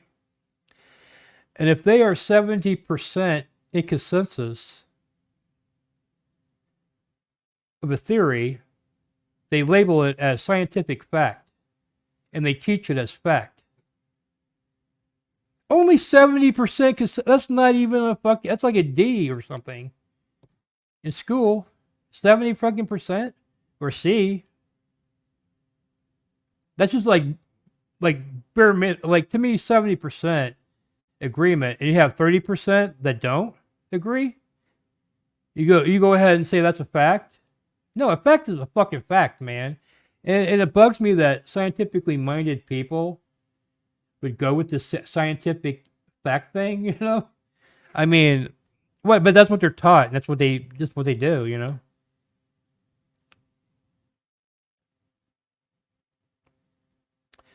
90% of the eggs are expelled from the uterus by 30. If they don't have children before 30, there's a heightened risk of ovarian failure. I see. Yeah, that sucks. They can see and react to stimuli. I used to put a flashlight to my wife's stomach, and my son would turn into a prize fighter. That's what I'm saying. Like you could like maybe like show them like they don't know language and shit. Oh, and they don't have their frontal lobe either, right? So they wouldn't be able to.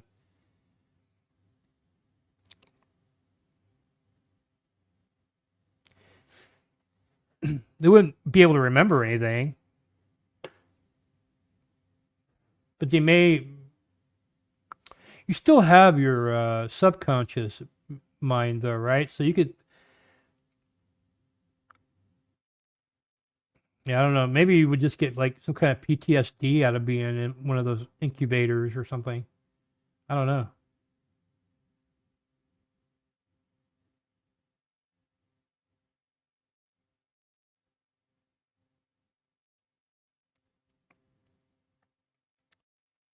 Yeah, I wish like West Virginia could be doing a lot better if it wasn't for all this bullshit. And you can do clean coal and all that shit. The only thing that comes out is carbon, and they say that they can't use that because of the carbon now.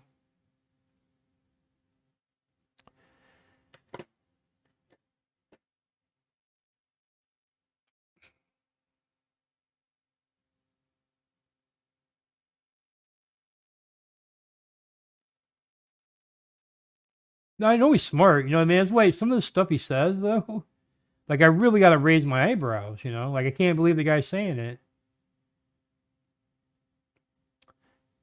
I love that old In Search of show, and there's an episode where Leonard Nimoy warns about global cooling. Yeah, I saw that. I used to watch that show all the time. I wouldn't think you'd be getting that over there. They don't air it here at all, but when I was a little kid, it was already like old. And they would show it on reruns, and I would like watch it every day after school.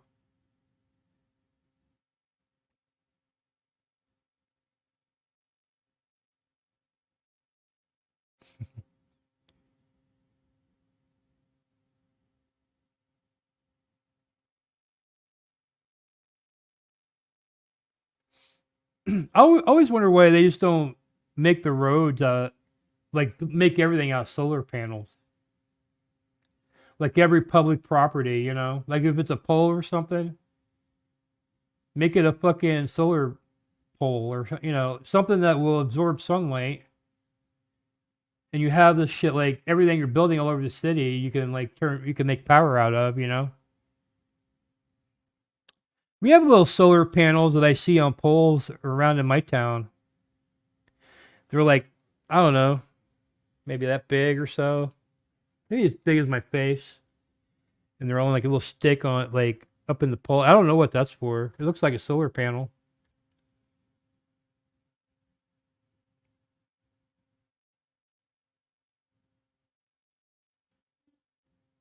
Hmm. All right, Mitch. Thanks for coming by. I'll probably do a show tomorrow. Come on back by if you're around.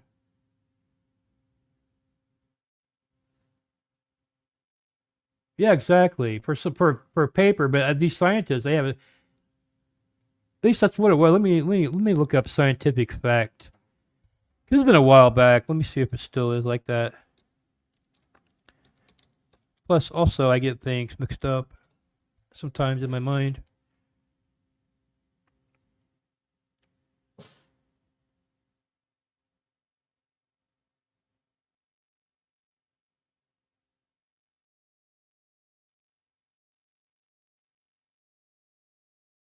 Google is saying that it just means that something that has been tried over and over again, and even though, and it's always the same conclusion, and even though they can't prove it, they just go ahead and accept it as fact. But that's not what this guy told me. And then I also researched it after that.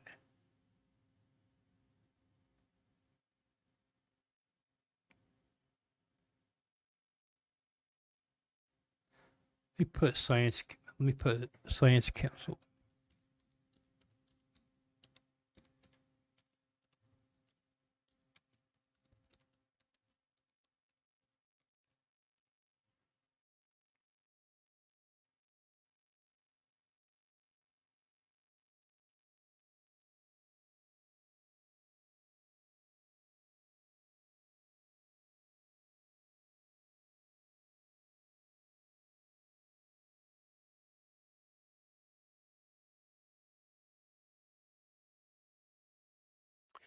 I don't know. I'm having a little hard time. Like I have a hard time like finding shit sometimes. I'm gonna look. I'm gonna look for that shit, and then I'll talk about it tomorrow.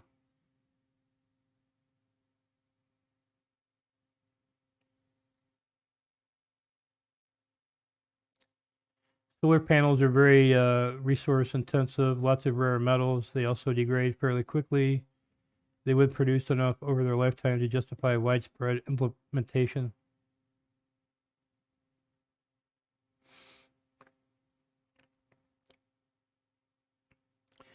Gotta grab coffee real quick. Well, guys, I've been going for like 3 hours and 20 minutes. So I think I wanted to go 3 hours. So I'm like 20 minutes over that. And I've just been ranting. I'm gonna write that.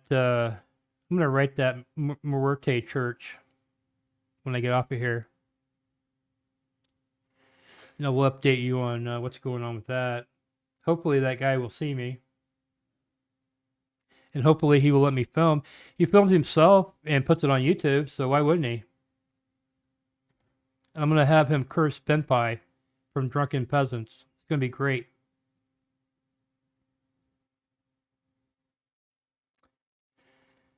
So until next time. You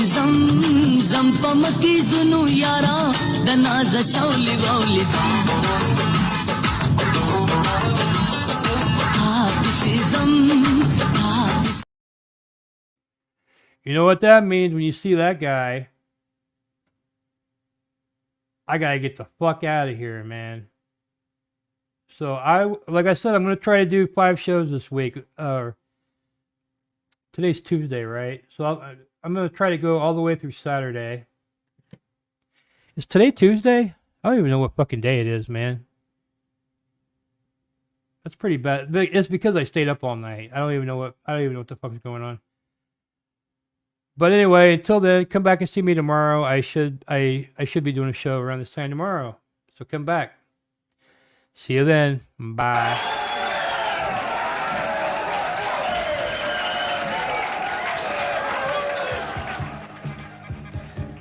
Security for Mr. George provided by Bond International Security of Anaheim.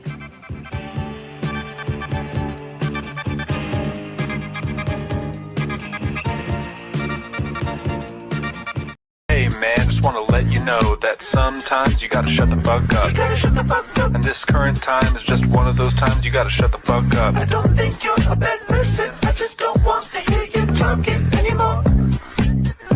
You gotta shut the fuck up.